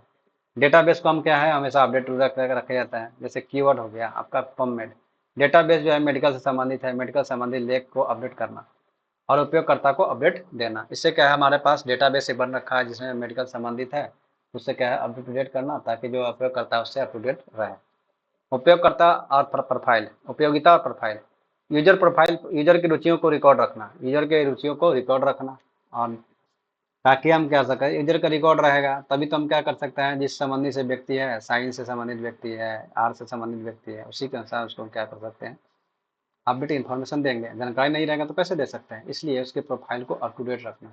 यानी क्या पढ़ना चाहता है, कौन सा रुचि रख रहा है, कौन सा पसंदीदा उसका सब्जेक्ट है, उसके बारे में यूजर का प्रोफाइल, यानी यूजर क्या चाहता है, क्या जानकारी लेना चाहता है लाइब्रेरी से, क्या उसको सेवा प्रदान किया जा सके, उसके बारे में जानकारी रखना, ताकि यूजर को उसका जो बेस्ट क्या है, लाइब्रेरी का उपयोग करवाया जा सके उसके हिसाब से। तो उपयोगकर्ता की जानकारी गोपनीय रखी जाती है, इसके बारे में जानकारी रखे थे, वो क्या चाहता है, क्या किसमें रुचि है। एसडीआई के चरण की बात करते हैं तो आपका एसडीआई के चरण मतलब कैसे कैसे हम क्या कर सकते हैं, उसको जानकारी दे सकते हैं। तो उपयोगिता का और प्रलेख, यानी प्रोफाइल का मिलान करके, डेटाबेस से मिलान करके रुचि को ऑटोमेटेड सॉफ्टवेयर के माध्यम से उसको अपडेट करते हैं। जैसे मतलब हम क्या करते हैं, प्रोफाइल है, जो यूजर का प्रोफाइल है, मतलब वो किस में रुचि रखता है, क्या क्या पढ़ना चाहता है, यानी कौन सा सब्जेक्ट की तैयारी कर रहा है, कौन सा क्षेत्र में वो जानकारी हासिल करना चाहता है, उससे हिसाब से ही क्या कर सकते हैं, ऑटोमेटेड सॉफ्टवेयर के माध्यम से उसको अप टू डेट रखना। ये आपका एसडीआई का चरण हो गया। उपयोगकर्ताओं को प्रलेख प्रोफाइल का चयन करना, जानकारी की गुणवत्ता की जांच करना, बेकार की जानकारी हटाई जाती है। यानी उपयोगिता को और प्रलेख प्रोफाइल का चयन करना, जैसे जो हम जानकारी दे रहे हैं, ठीक है, जानकारी दे रहे हैं उसके हिसाब से, उपयोगकर्ता के हिसाब से हम दे रहे हैं कि नहीं दे रहे हैं। कहीं बेकार की वस्तु है तो उसको नहीं भेज रहे हैं। तो क्या है, आपको उपयोगकर्ता और प्रलेख प्रोफाइल का चयन, ये दोनों का मैचिंग करने के बाद में हम क्या करते हैं, उसको डाटा को हम क्या करते हैं, उपयोगकर्ता को प्रोवाइड करवाएंगे उसके प्रोफाइल को चेक करके। अधिसूचना नोटिफिकेशन के माध्यम से नई अपडेट दे सकते हैं। फीडबैक, उपयोगकर्ता द्वारा फीडबैक भी ले सकते हैं। पाठकों की मांग के समय सीमा के अंदर उपलब्ध कराना ही लाइब्रेरियन का क्या होता है, आपका उद्देश्य होता है। अब सूचना स्रोत के प्रकार देख लेते हैं। न्यू टॉपिक है कि सूचना स्रोत के क्या क्या माध्यम हो सकते हैं। ठीक है, सूचना स्रोत के माध्यम क्या क्या हो सकते हैं। तो टाइप ऑफ इन्फॉर्मेशन सोर्स, सूचना स्रोत का माध्यम जिसे हम क्या जानकारी प्राप्त करते हैं वो हमारे लिए सूचना स्रोत है। जैसे किताब, इसमें दो प्रकार के स्रोत होते हैं, मूल स्रोत यानी आपका डॉक्यूमेंट्री स्रोत, और होता है अप्रलेखीय स्रोत यानी नॉन डॉक्यूमेंट्री सोर्स। दो प्रकार के डॉक्यूमेंट्री सोर्स क्या होता है, नॉन डॉक्यूमेंट्री सोर्स क्या होता है, उसके बारे में। प्रलेखीय स्रोत जो मतलब क्या है, लिखा हुआ है, जैसे मैगजीन हो गया, बुक्स हो गए, आपको क्या है, प्रलेखीय स्रोत जो लिखित मुद्रित हो उसी को बोलते हैं प्रलेखीय स्रोत। अप्रलेखीय जो डिजिटल के फॉर्म में होता है उसको अप्रलेखीय स्रोत बोलते हैं। प्रलेखीय स्रोत क्या है, लिखित मुद्रित प्रिंटेड होते हैं, यह मूल स्रोत होते हैं। सूचना विशेषता के आधार पर देखिए प्रलेखीय स्रोत क्या है, हम यहाँ समझ लेते हैं कि स्रोत मूलतः दो प्रकार के होते हैं, एक डॉक्यूमेंट्री सोर्स होते हैं, एक नॉन डॉक्यूमेंट्री सोर्स होते हैं। डॉक्यूमेंट्री सोर्स किसको बोलते हैं, तो डॉक्यूमेंट्री सोर्स जो है लिखित, मुद्रित और प्रिंटेड होते हैं। क्या होता है, लिखित होते हैं, मुद्रित होते हैं और प्रिंटेड होते हैं। मूल स्रोत क्या होता है, ये आपका मूल स्रोत होगा। जो लिखित है, मुद्रित है, ये अब क्या है, मूल स्रोत रहता है। अब सूचना के आधार पे जो है प्रलेखित स्रोत को दो भागों में बांटा गया। किसके आधार पे, सूचना के आधार पर।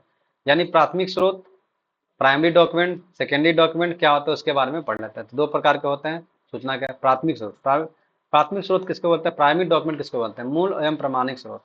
जैसे जिससे हमको नई जानकारी प्राप्त होता है, जैसे जितने भी इतिहास की पुस्तकें हैं जो लिखा गया है किसी लेखक के द्वारा, वह क्या प्राथमिक स्रोत है। लेकिन एनसीईआरटी बुक क्या है, सभी बुकों का एक छोटा छोटा सारांश लेके एक नया बुक बनाया गया। तो ये क्या है, उसमें नई जानकारी नहीं मिल रही है, उसमें नई जानकारी प्रदान नहीं होती है, वो कहीं ना कहीं बुक से उठाया हुआ है। तो ऐसा स्रोत जो क्या है जिससे नई जानकारी प्राप्त होती है उसको बोलते हैं प्राथमिक स्रोत।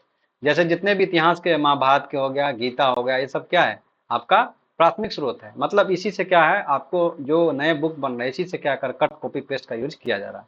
यानी प्राथमिक स्रोत वो होते हैं जो नई जानकारी प्राप्त करते हैं। जैसे यात्रा वृतांत, प्राकृतिक वर्णन का चित्रण करना, ये सब क्या है। जैसे आपका बिहार में जाति आधारित जनगणना हुआ, यह क्या है, इसके पहले कभी हुआ नहीं था, तो ये क्या है, इसको बोल सकते हैं कि प्राथमिक स्रोत बोल सकते हैं। अब इस स्रोत का हम कहीं और जगह यूज करेंगे तो वो क्या आ जाएगा, द्वितीयक स्रोत हो जाएगा।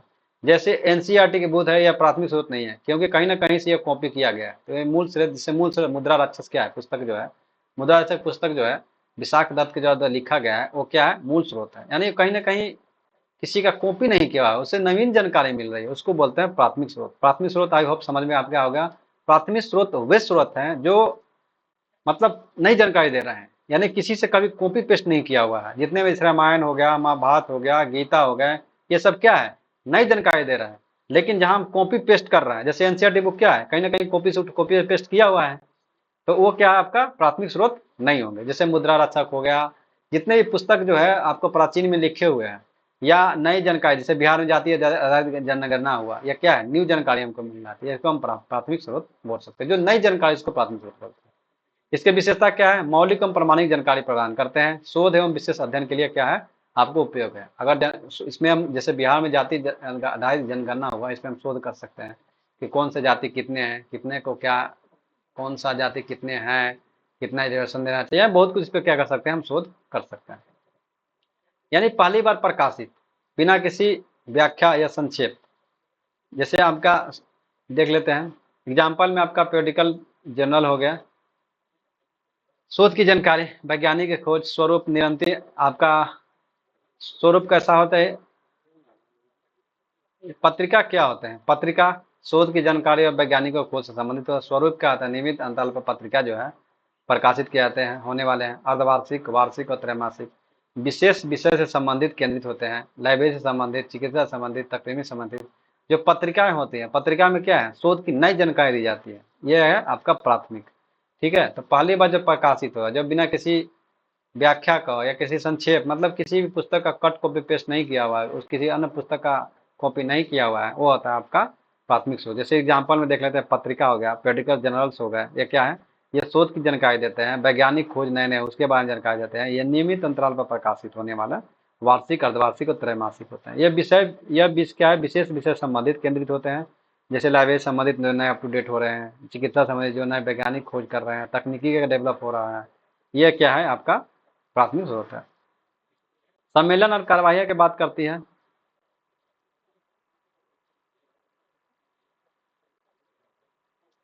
अब क्या कर रहे हैं, प्राथमिक स्रोत की विशेषता पढ़ रहे हैं।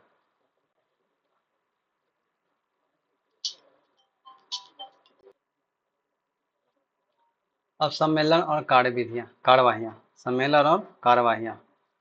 राष्ट्रीय अंतर्राष्ट्रीय सम्मेलन, कार्यशालाएं, सेमिनार, प्रस्तुत पत्रों के संघ माध्यम से क्या है, हम नवीनतम जानकारी को क्या कर सकते हैं, उपलब्ध करवा सकते हैं। विशेषता क्या है, सम्मेलन कार्य में क्या क्या हो सकती है। तो सम्मेलन और कार्यवाही में आपका राष्ट्रीय भी हो सकता है, अंतर्राष्ट्रीय सम्मेलन भी हो सकता है, कार्यशालाएं भी होती है, सेमिनार भी होते हैं, और प्रस्तुत पत्रों का संग्रह। विशेषता है नवीन शोध विचारों का आदान प्रदान करना। अगर सम्मेलन कराइए जो अंतर्राष्ट्रीय लेवल पे हो, राष्ट्रीय लेवल पे हो, तो क्या कर सकते हैं, शोध विचारों का आदान प्रदान, विभिन्न विशेषज्ञों के लिए लेख एकत्रित किए जा सकते हैं। शोध प्रबंध या शोध प्रतिवेदन, थीसिस एंड रिसर्च रिपोर्ट। जैसे पीएचडी के छात्रों के द्वारा शोध, विश्वविद्यालय अन्य डिग्रियां के लिखे गए दस्तावेज, यह क्या है, शोध प्रबंध जो है, थीसिस एंड शोध प्रतिवेदन है, आपका शोध प्रबंध जो है पीएचडी के छात्रों के द्वारा शोध किए गए हैं, विश्वविद्यालय अन्य डिग्रियों के लिए जो आपका दस्तावेज तैयार किए गए हैं उसके बारे में आप जानकारी देना, ताकि जो अगले जो यूजर्स उपयोग करता है या छात्र हैं उसको क्या है उसमें हेल्पफुल मिले। शोध प्रतिवेदन क्या है? किसी परियोजना अनुसंधान का परिणाम गहन शोध के बाद किसी विषय पर केंद्रित होते हैं। शोध प्रतिवेदन क्या होता है? शोध प्रबंध और शोध प्रतिवेदन। शोध प्रतिवेदन किसी परियोजना या अनुसंधान का परिणाम होता है जो गहन शोध के बाद होता है या किसी सब्जेक्ट पर केंद्रित होता है, उसको बोलते हैं शोध प्रतिवेदन। और शोध प्रबंध क्या है? शोध प्रबंध है आपका पीएचडी छात्रों के द्वारा शोध किए गए हैं, अन्य डिग्रियां के लिए दस्तावेज है, उसके रिगार्डिंग ये शोध प्रबंध है। शोध प्रतिवेदन होता है आपका किसी परियोजना या अनुसंधान से संबंधित होता है। और आपका शोध प्रबंध होता है पीएचडी छात्रों के द्वारा, विश्वविद्यालय के द्वारा, ये सब होते हैं शोध प्रबंध और शोध प्रतिवेदन। पेटेंट्स क्या होते हैं? ये एकस्व बोलते हैं।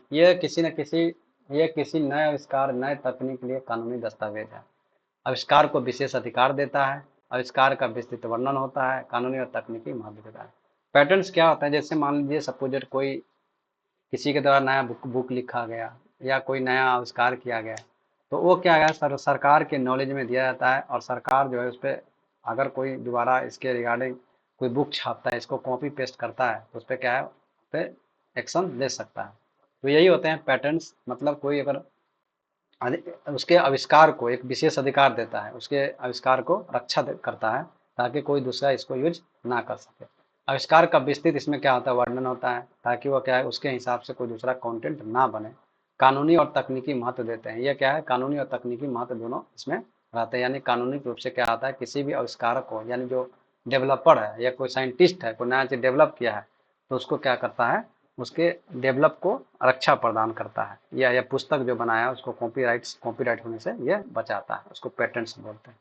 इसके नियम स्टैंडर्ड, उद्योग और तकनीक सेवा का नियम निर्देश। स्टैंडर्ड क्या होते हैं? स्टैंडर्ड क्या होते हैं? स्टैंडर्ड जो है कोई भी उद्योग है, तकनीक है या कोई सेवाएं प्रदान की जाती है, तो वो क्या है, उसके जो दिशा निर्देश दिए जाते हैं उसी को बोलते हैं आपका स्टैंडर्ड। मतलब आप समझ लीजिए कि कहीं लाइब्रेरी खोल रहे हैं या कोई स्कूल खोल रहे हैं, कॉलेज खोल रहे हैं, तो सब कह के स्टैंडर्ड नियमक जो मापक प्रणाली बनाया गया है, वो है कि आपको इतना लाइब्रेरी के में आपको इतना स्टूडेंट रखना है, इतना स्पेस होना चाहिए, लेटरिन होना, बाथरूम का व्यवस्था होना चाहिए, आपका एंट्री और एग्जिट गेट सही होना चाहिए, फायर एक्सटिंक्शन होना चाहिए, आग लगने पर क्या क्या उसमें व्यवस्था किया गया है, ये स्टैंडर्ड होता है। जैसे कोई चीज़ का स्टैंडर्ड देखते होंगे, किसका लंबाई चौड़ाई भी स्टैंडर्ड होता है। एक कोई चीज़ उसका एक स्टैंडर्ड होता है, इसमें लंबाई चौड़ाई हो सकता है। यानी स्टैंडर्ड को आपको यह है क्या है, उद्योग तकनीक सेवाएं और नियमन निर्देशन, इसको स्टैंडर्ड प्रोवाइड कराना। लाइब्रेरी के संबंधित से नियम जो संबंधित है उसे आपको स्टैंडर्ड प्रोवाइड कराना है। पांडुलिपि क्या होते हैं? तो पांडुलिपि स्वरूप हस्तलिखित अप्रकाशित मूल दस्तावेज होते हैं, प्राय ऐतिहासिक हो गए, सांस्कृतिक महत्व से संबंधित होते हैं। पांडुलिपि जो हस्तलिखित है, ठीक है, जो हस्तलिखित अप्रकाशित जो मूल दस्तावेज है, ठीक है, इसका उसको बोलते हैं पांडुलिपि। जैसे में आप देख सकते हैं कि प्राचीन और दुर्लभ स्रोत, ये क्या होते हैं, प्राचीन और दुर्लभ स्रोत। जैसे जो आपको पौराणिक में क्या होते हैं, आपका पत्तियों पर लिखा जाता था, ताम्रपत्र पर लिखे जाते थे, या जो ऐसे स्क्रिप्ट है जो बहुत पुरानी है, ऐतिहासिक है, जो संस्कृति महत्व से संबंधित है, उसको क्या करना है, आपको प्राचीन या दुर्लभ होते हैं, ये प्रमाणिक होते हैं, इसको संरक्षण की आवश्यकता है। यानी क्या है, पांडुलिपि को आप डिजिटली बना के फॉर्म में भी रख सकते हैं ताकि उसका संरक्षण हो सके। ठीक है, संरक्षण कैसे करेंगे? डिजिटली फॉर्म में बना लेंगे पांडुलिपि को। जितने भी पुस्तकें हैं, जो प्राचीन पुस्तकें हैं, जो हस्तलिखित है, हाथ के द्वारा लिखित है, तो उसको हम क्या कर सकते हैं, डिजिटली फॉर्म में रख के उसको हम संरक्षण कर सकते हैं। सूचना प्रकार स्रोत प्रकार के अब 2 में, यानी नेक्स्ट क्लास था, इसमें हम पढ़ सकते हैं सेकेंडरी सोर्सेज। प्राइमरी सोर्सेज हम पढ़ लिए। आपका प्राइमरी सोर्स पांडुलिपि आ गया, ये प्रकार का पांडुलिपि है। फिर उसके बाद आपका पैटर्न्स के बारे में जानकारी ले लिए। शोध प्रबंध क्या होते हैं, शोध प्रतिवेदन क्या होते हैं, थेसिस और रिसर्च रिपोर्ट क्या होते हैं, सम्मेलन करवाइए में क्या क्या फायदे होते हैं। उसके बाद हम पीरियोडिकल जर्नल्स के बारे में पढ़ लिए। उसके बाद प्रलेखीय स्रोत क्या होता है, आपका नॉन डॉक्यूमेंट्री सोर्स क्या होता है, और प्रलेखीय स्रोत के अंदर हम क्या क्या प्राइमरी डॉक्यूमेंट्स को अभी पढ़े हैं, अब पढ़ेंगे क्या सेकेंडरी डॉक्यूमेंट्स क्या होते हैं। तो सेकेंडरी डॉक्यूमेंट्स क्या होते हैं? सेकेंडरी डॉक्यूमेंट्स उसको बोलते हैं जो प्राथमिक स्रोतों पर आधारित होते हैं, यानी प्राथमिक स्रोतों का संक्षिप्त रूप। जैसे एनसीईआरटी क्या करता है, जो बड़े जैसे एनसीईआरटी है आपका, मान लीजिए कोई जो ऐतिहासिक बुक है उसको क्या करता है, संक्षेप में विश्लेषण करता है, सरल रूप बनाता है, ताकि जो है जो उपयोग करता है उसको आसानी से समझ में आए। ये विशेषता इसकी क्या है, प्राथमिक स्रोत का सार या व्याख्या करता है। जो प्राथमिक स्रोत है, पांडुलिपि हो गया, ऐतिहासिक ग्रंथ हो गया, साहित्य ग्रंथ हो गया, और उसका क्या है, यह संक्षिप्त रूप प्रदान करता है ताकि जरा उसको आसानी से समझ सके, उसका विश्लेषण प्रोवाइड करता है। और इसका विशेषता क्या है कि प्राथमिक स्रोत का यह सार और व्याख्या होता है। समान पाठकों के लिए शोध करने के लिए यह जानकारी व्यवस्थित, इसमें क्या होता है, जानकारी व्यवस्थित रहता है। यह सामान्य पाठकों के लिए रहता है, ये शोधकर्ताओं के लिए भी इसमें आप शोधकर्ता का ले जाते, खास करके ऐतिहासिक ग्रंथ ही सही है, लेकिन शोधकर्ताओं भी इसको पढ़ सकते हैं। ये द्वितीय सोर्स को एनसीईआरटी बुक होगा, सभी प्राथमिक स्रोत से लिया गया बुक का रिव्यू होता है एनसीईआरटी बुक। तो इस तरह से आप समझ गए कि द्वितीय सोर्स क्या है। आपको समझना है कि द्वितीय स्रोत वो होता है जो प्राथमिक सोर्स से लिया गया है, कहीं ना कहीं कॉपी पेस्ट किया हुआ है, उसी को बोलते हैं हम आपका द्वितीय स्रोत। द्वितीय बात करते हैं तो ये प्राथमिक और द्वितीय स्रोत से प्राप्त होता है। जानकारी को संकलित, कंपाइल, सारांशित, समराइज या इंडेक्स करते हैं ताकि जानकारी को जल्द से जल्द आसानी खोजा जा सके। ठीक है, जैसे क्या है, आप तृतीय होता है, प्राथमिक और द्वितीय स्रोत दोनों का क्या है, यह मिक्स है। इसमें क्या होता है, कंपाइल्ड किया, संकलित किया रहता है, सारांशित रहता है, समराइज हो गया, सूची इंडेक्स्ड रहता है ताकि जो जानकारी उपयोग करता है उसको जानकारी जो है जल्दी से और आसानी से खोजा जा सके, उसको बोलते हैं तृतीय टर्सरी डॉक्यूमेंट सोर्स। जैसे प्राथमिक में गांधी जी की आत्मकथा हो गया, द्वितीय स्रोत क्या होगा आपका, उनका जीवनी पर जो रिसर्च हो गया, और तृतीय स्रोत में क्या है, सूची निर्देशिका, विश्व कोश निर्देशिका, इसके बारे में पढ़ लेते हैं तृतीय सूची में क्या है। तो आपका सूची क्या है, इंडेक्स के बारे में, जैसे हम एक बोल सकते हैं कि जैसे गांधी जी के बारे में हमको जानकारी रखना है, तो गांधी जी की जानकारी में आपको कौन से बुक में मिलेगा, कौन से किससे संबंधित है, मतलब ये क्या है, सूची तैयार करना। सूची में क्या होते हैं, उसके लेखक का नाम, एक एक मतलब सारांश, आपको ये क्या है, जल्दी और आसानी से खोजा जा सके, मतलब एक इंडेक्सिंग प्रोवाइड कर रहा है, निर्देशिका, डायरेक्ट निर्देशिका प्रोवाइड करता है। तो तृतीय में क्या है, ये दोनों का कॉम्बिनेशन होता है। इसमें आपको क्या देखिए, कंपाइल्ड संकलित रूप रहता है, समराइज रहता है यानी संक्षिप्त रहता है। सेकेंडरी में क्या रहेगा, डीपली में रहेगा, मतलब वो भी सारांश है लेकिन इससे ज़्यादा रहेगा। इसमें क्या है, एकदम पूरी तरह से समराइज, जैसे आपका सूची होता है। बिब्लियोग्राफी में क्या रहता है, किसी चीज़ का इंडेक्सिंग किया हुआ रहता है और उसके बारे में जानकारी दिया जाता है, कौन सा राइटर है, कौन सा लेखक है, कब प्रकाशन किया गया है, उसके बारे में ये तृतीय में आपका आता है। भौतिक विशेषता के आधार पर देखते हैं, ये अभी किसके आधार पर देख रहे थे कि प्राइमरी और आपका सेकेंडरी किसके आधार पर देख रहे थे, एक बार देख लेते हैं। तो यहाँ हम सूचना विशेषता के आधार पर दो भागों में बांटे थे, कौन सा, प्राथमिक स्रोत और द्वितीय स्रोत। किसके आधार पर, हम सूचना स्रोत के आधार पर हम बांट रहे थे। ठीक है, सूचना स्रोत के आधार पर हम बांट रहे थे, कौन कौन सा, प्राथमिक स्रोत, और यहाँ हो गया आपका ये, इसके बारे में पढ़ लिए, सम्मेलन और कार्रवाइयाँ, विशेषताएं, शोध प्रबंधन और शोध प्रतिवेदन, पैटर्न्स के बारे में पढ़ लिए। उसके बाद पांडुलिपि के बारे में पढ़ लिए और द्वितीय प्रलेख के बारे में जानकारी ले लिए, कौन कौन सा है। तृतीय प्रलेख के बारे में जानकारी ले लिए। अब हम पढ़ते हैं भौतिक विशेषता के आधार पर, किसके आधार पर, तो भौतिक विशेषता के आधार पर क्या क्या होते हैं। भौतिक विशेषता में आपका सबसे पहले पढ़ेंगे किसका, सबसे पहले पढ़ते हैं पारंपरिक स्रोत क्या होता है, कन्वेंशनल। कन्वेंशनल जो पारंपरिक रूप से मुद्रित दस्तावेज होते हैं, क्या होता है, पारंपरिक रूप से हो जाता है जो मुद्रित दस्तावेज होते हैं। आपका स्थायी और टिकाई होता है और कागज पर क्या होते हैं, छपे होते हैं, कागज पे छपे, पारंपरिक है। नौ पारंपरिक का मतलब, नॉन कन्वेंशनल का मतलब है कि देखिए ये समझिए पहले, कन्वेंशनल क्या आता है, पारंपरिक मुद्रित, मुद्रित प्रिंटेड होते हैं। अस्थाई जब प्रिंटेड होगा तो अस्थाई और टिकाई होगा, और कागज पर छपे यानी कागज पे ही तो प्रिंटेड होगा। जैसे पुस्तकें हो गए, पत्रिकाएं हो गई, ये सब क्या है आपका प्रिंटेड पुस्तकें, पत्रिका, समाचार पत्र। नेक्स्ट होता है आपका नौ पारंपरिक, क्या है, नौ पारंपरिक दस्तावेज यानी नियो कन्वेंशनल इसको बोलते हैं। ना तो पूरी तरह से पारंपरिक है, न ये डिजिटली होता है। ठीक है, जैसे अब क्या है, पारंपरिक और डिजिटल का मिश्रण होता है, ये दोनों का क्या है, मिश्रण होता है, ये दोनों का मिश्रण होता है। जैसे मैं आपका वेबसाइट पर है, ब्लॉग हो गए, पीडीएफ हो गया, पीडीएफ भी क्या है, अब एक प्रकार का, ना तो ये डिजिटली है और ना ये आपका आपका प्रिंटेड बुक है, इसी को बोलते हैं। विशेषता में कंप्यूटर के या डिजिटल टेक्नोलॉजी का प्रयोग करना पड़ेगा। अगर आपको नौ पारंपरिक में क्या है, विशेषता ये है कि कंप्यूटर डिजिटल टेक्नोलॉजी का प्रयोग करना पड़ेगा, पूर्ण रूप से डिजिटल नहीं होता है। जैसे में आपका सीडी या पीडीएफ, ये क्या है, पूर्ण रूप से डिजिटल नहीं है। स्कैन की गई इमेज या फोटोकॉपी, ये भी क्या है, पूर्ण रूप से डिजिटल नहीं है।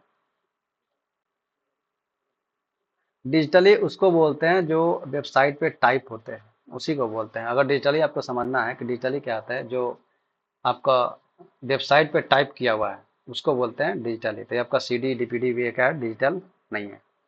गैर पारंपरिक स्रोत क्या आता है? नॉन कन्वेंशनल डॉक्यूमेंट में आपका पूर्ण रूप से डिजिटल या इलेक्ट्रॉनिक भौतिक रूप से उपलब्ध नहीं होता है, ओनली डिजिटल डिवाइस पर पढ़े जाते हैं, जैसे वेबसाइट, ब्लॉग्स और ई बुक्स। ये क्या है? नॉन कन्वेंशनल डॉक्यूमेंट्स वो होते हैं जो पूर्ण रूप से डिजिटल इलेक्ट्रॉनिक्स जैसे भौतिक रूप में उपलब्ध नहीं होता है, ओनली डिजिटल डिवाइस पर पढ़े जाते हैं।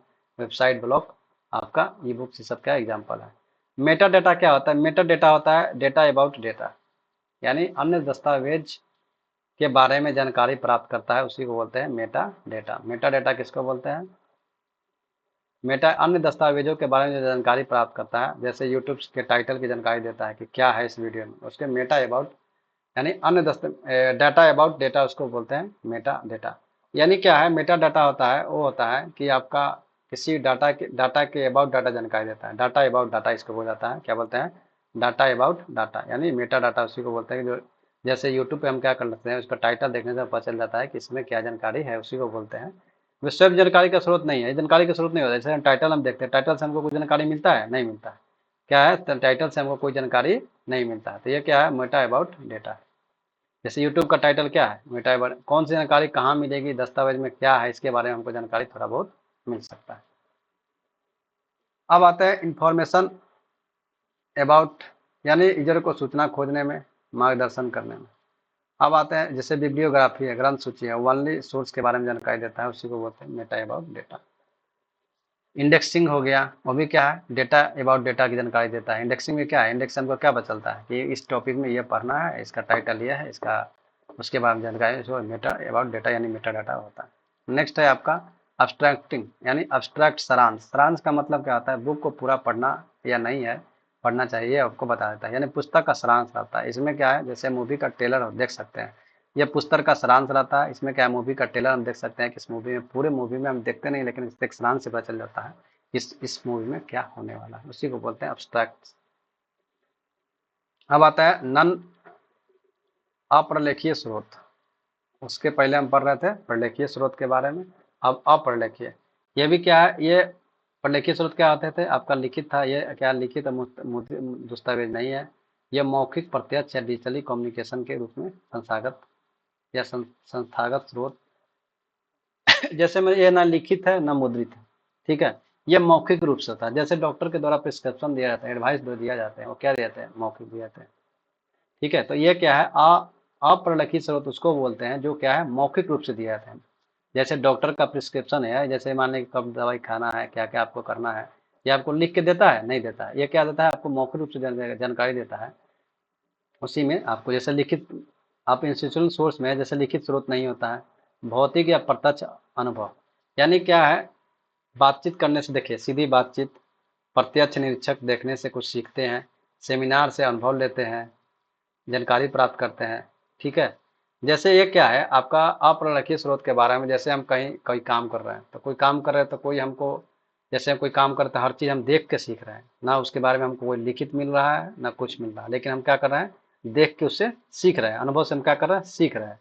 या कोई चीज़ बात करने से कोई चीज़ हमको जानकारी मिलती है, या हमको भौतिक मतलब कोई भी हमको अनुभव से या डॉक्टर के द्वारा सलाह दिया जाता है, तो ये क्या है? ये डिजिटल नहीं, ये लिखित नहीं है, ना मुद्रित दस्तावेज है, ना डिजिटल, ये कुछ नहीं है। ये सिर्फ क्या है? मौखिक रूप से हमको या प्रत्यक्ष रूप से हमको प्रेजेंट रहने पर क्या हमको इसके बारे में जानकारी मिलता है, यानी ये लिखित नहीं है। आपको यही समझना है कि ये लिखित मुद्रित दस्तावेज नहीं होते हैं। तो कैसे होते हैं? ये मौखिक रूप से हो सकते हैं, अनुभव से प्राप्त होते हैं, किसी से बातचीत करने से जानकारी प्राप्त होता है, ये होता है अप्रलेखीय स्रोत। जैसे मैं आपको इलेक्ट्रॉनिक डिजिटल सूचना, डिजिटल प्रारूप में उपलब्ध जानकारी वेबसाइट पर भी है, तेजी से उपलब्ध होते हैं और विश्व स्तर पर उपलब्ध है, ऑनलाइन स्वरूप है इनका, ठीक है। अब आता है, ये आपको समझ में आएगा कि लिखित स्रोत ये नहीं है, ठीक है। और इलेक्ट्रॉनिक डिजिटल सूचना क्या होता है? ये क्या है? इलेक्ट्रॉनिक डिजिटल सूचना, इलेक्ट्रॉनिक डिजिटल सूचना क्या होता है? डिजिटल प्रारूप में उपलब्ध होता है, उसी को बोलते हैं इलेक्ट्रॉनिक या डिजिटल सूचना। वेबसाइट पे, सोशल मीडिया पर जितने भी सूचना प्राप्त हो, वो क्या है? आपका एक प्रकार का इलेक्ट्रॉनिक सूचना है, जो तेजी से हमको उपलब्ध होता है, विश्व स्तर पर उपलब्ध होता है, ऑनलाइन रूप से हम क्या कर सकते हैं? विश्व में सभी चीज़ों को हम एक्सेस कर सकते हैं। तो इलेक्ट्रॉनिक या डिजिटल सूचना वो होता है जो क्या है? आपका वेबसाइट, सोशल मीडिया पर जो उपलब्ध होता है, उसी को बोलते हैं इलेक्ट्रॉनिक और डिजिटल सूचना। नेक्स्ट टॉपिक है आपका, नेक्स्ट टॉपिक है सूचना के स्रोत एवं प्रमुख उपकरण। सूचना के स्रोत और प्रमुख उपकरण, उसमें कौन कौन से उपकरण हैं जिससे हम क्या कर सकते हैं, सूचना को हम एक्सेस कर सकते हैं, उसके बारे में है सूचना स्रोत के प्रमुख उपकरण। Important tools of information source, यानी सूचना स्रोत को एक्सेस करने के कौन कौन से टूल हमारे पास अवेलेबल हैं उसके बारे में पढ़ेंगे। सूचनाओं को व्यवस्थित करने, संग्रहित करने, उपयोगकर्ता तक पहुंचाने, सूचनाओं को क्या करना, व्यवस्थित करने, संग्रहित करने और उपयोगकर्ता तक पहुंचाने में मदद करने के लिए हमको एक टूल्स की आवश्यकता होती है। जैसे मतलब एग्जाम्पल में ले लेते हैं कि हमारे पास गाड़ी है या कार है, कार में क्या होते हैं, टूल्स रहते हैं, जिससे क्या होता है कि छोटे मोटे हमको हेल्प मिल जाती है। तो सूचनाओं को हम किस तरह से पहुंचाएंगे, हमारे पास क्या क्या टूल्स है जिसके माध्यम से हम उपयोगकर्ता को सूचना हम प्रोवाइड करवा सकते हैं, उसी के बारे में हम पढ़ने वाले हैं इस टॉपिक में। शब्दों का अर्थ क्या होता है, शब्दों संदर्भ, तथ्य और जानकारी देता है। ठीक है, यूजर्स को शब्दों के अर्थ में, उसके संदर्भ में, उसके तथ्य के बारे में जानकारी देता है, ये होते हैं टूल्स। ठीक है, सबसे पहला टूल्स है आपका डिक्शनरी यानी शब्दकोश। डिक्शनरी क्या है, हम लोग भी यूज कर सकते हैं, हम लोग भी यूज किए हैं बचपन में। डिक्शनरी क्या होते हैं,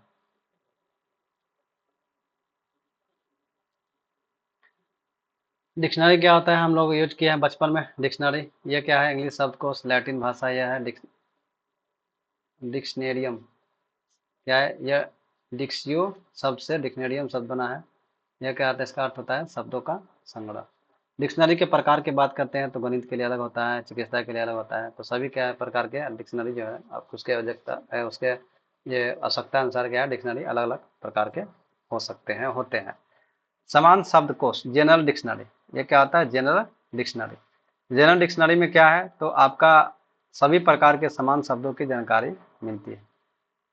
शब्दों का अर्थ, शब्दों का उच्चारण, ऑक्सफोर्ड डिक्शनरी हो गया इसका एग्जाम्पल। ये डेली शब्दों के अर्थ जानने हेतु, भाषा सीखने हेतु, समझने हेतु हम क्या करते हैं, उपयोग करते हैं। इसमें क्या आता है, जो अल्फ़ाबेटिकल जो सजे होते हैं, ये अल्फ़ाबेटिकल जो हम लोग जो नॉर्मली जो डिक्शनरी यूज करते हैं वही होता है जनरल डिक्शनरी।